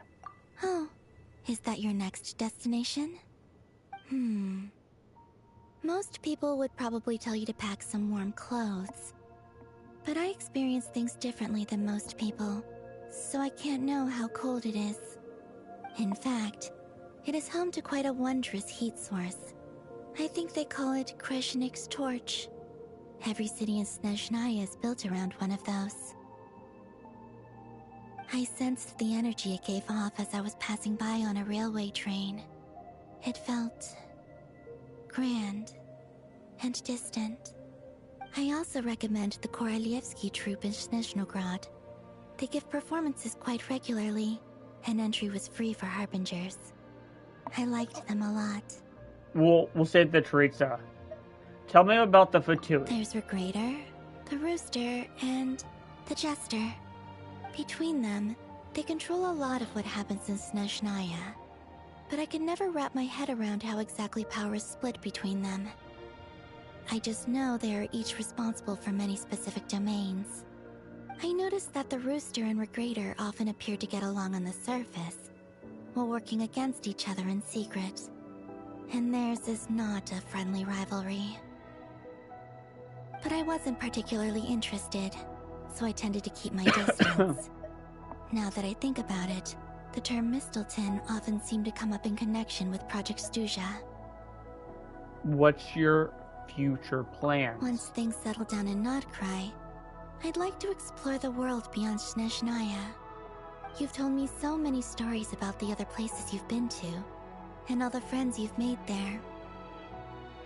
I'm curious to visit those nations and see them for myself. I would love It would also to help see me the learn more about interaction the of journey her that and has made you Venti. into the person you are today.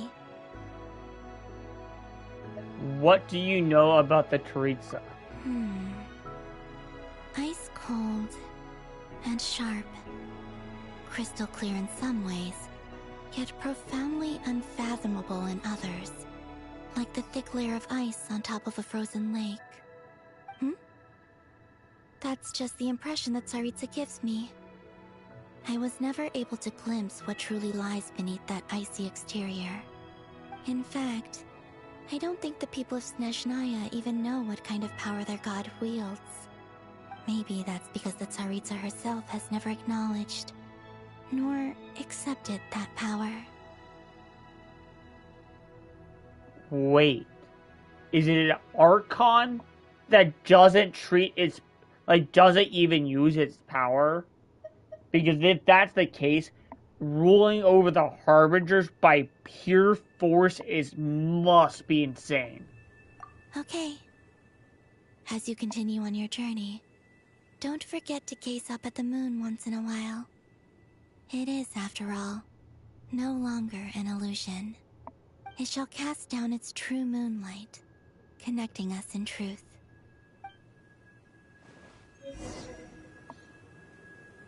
Return. Oh.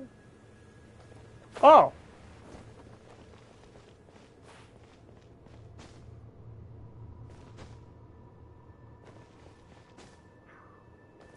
Okay, where do I go? Oh, right down here.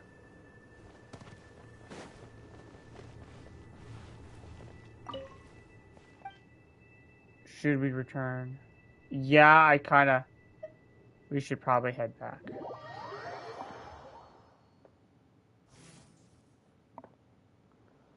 We're probably gonna get more story To out of Jean, acting Grand Master of the Knights of Favonius. Ugh, this preamble is such a pain to write. It's probably high time we got rid of this acting business. I trust that Dern has updated you all on recent events. Hope we didn't worry you too much.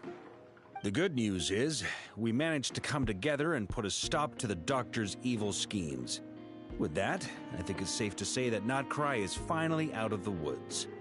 As for the Fatui, not counting the Damselette, aka the Moon Goddess, who has left their organization, we found ourselves allied in this instance with both the Knave and Marionette.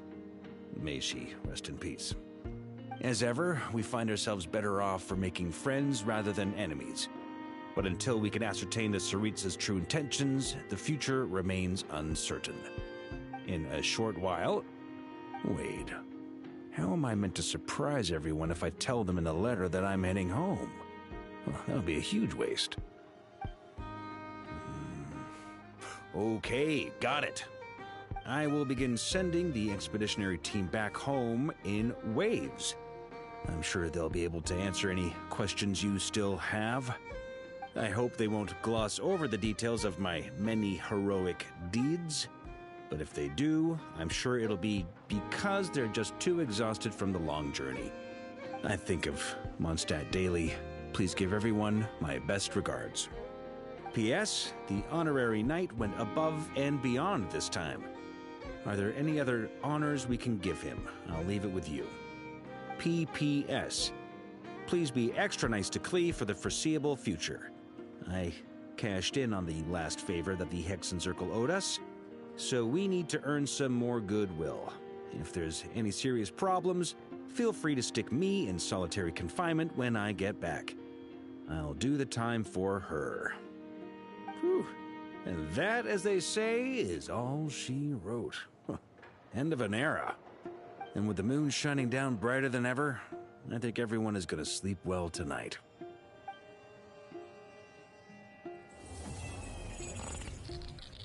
Oh, what the fuck?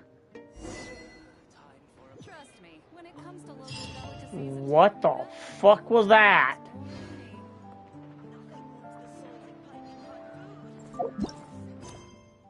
Was that a teaser?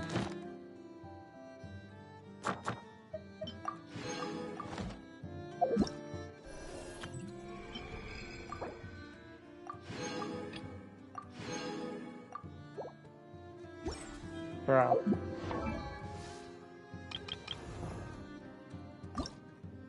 You can't take her. That's so lame.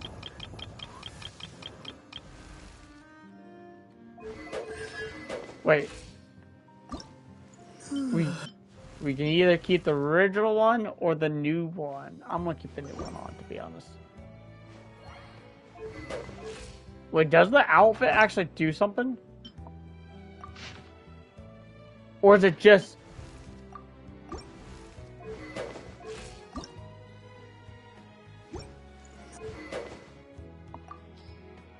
Okay.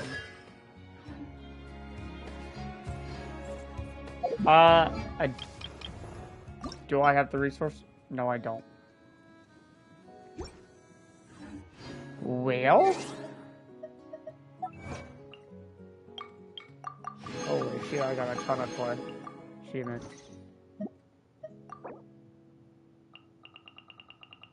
Did they give us a... We got the new traveler. As heaven and earth are made anew. People ought not be so frightened of ghosts. They are mere... Alright, guys. That is the end of the Ark Conquest of Columbina. I'm not gonna lie. I feel like Genshin Impact is making huge steps in the right direction on storytelling. The combat still needs to be adjusted and better in-game content, but they're going in the right direction on the story.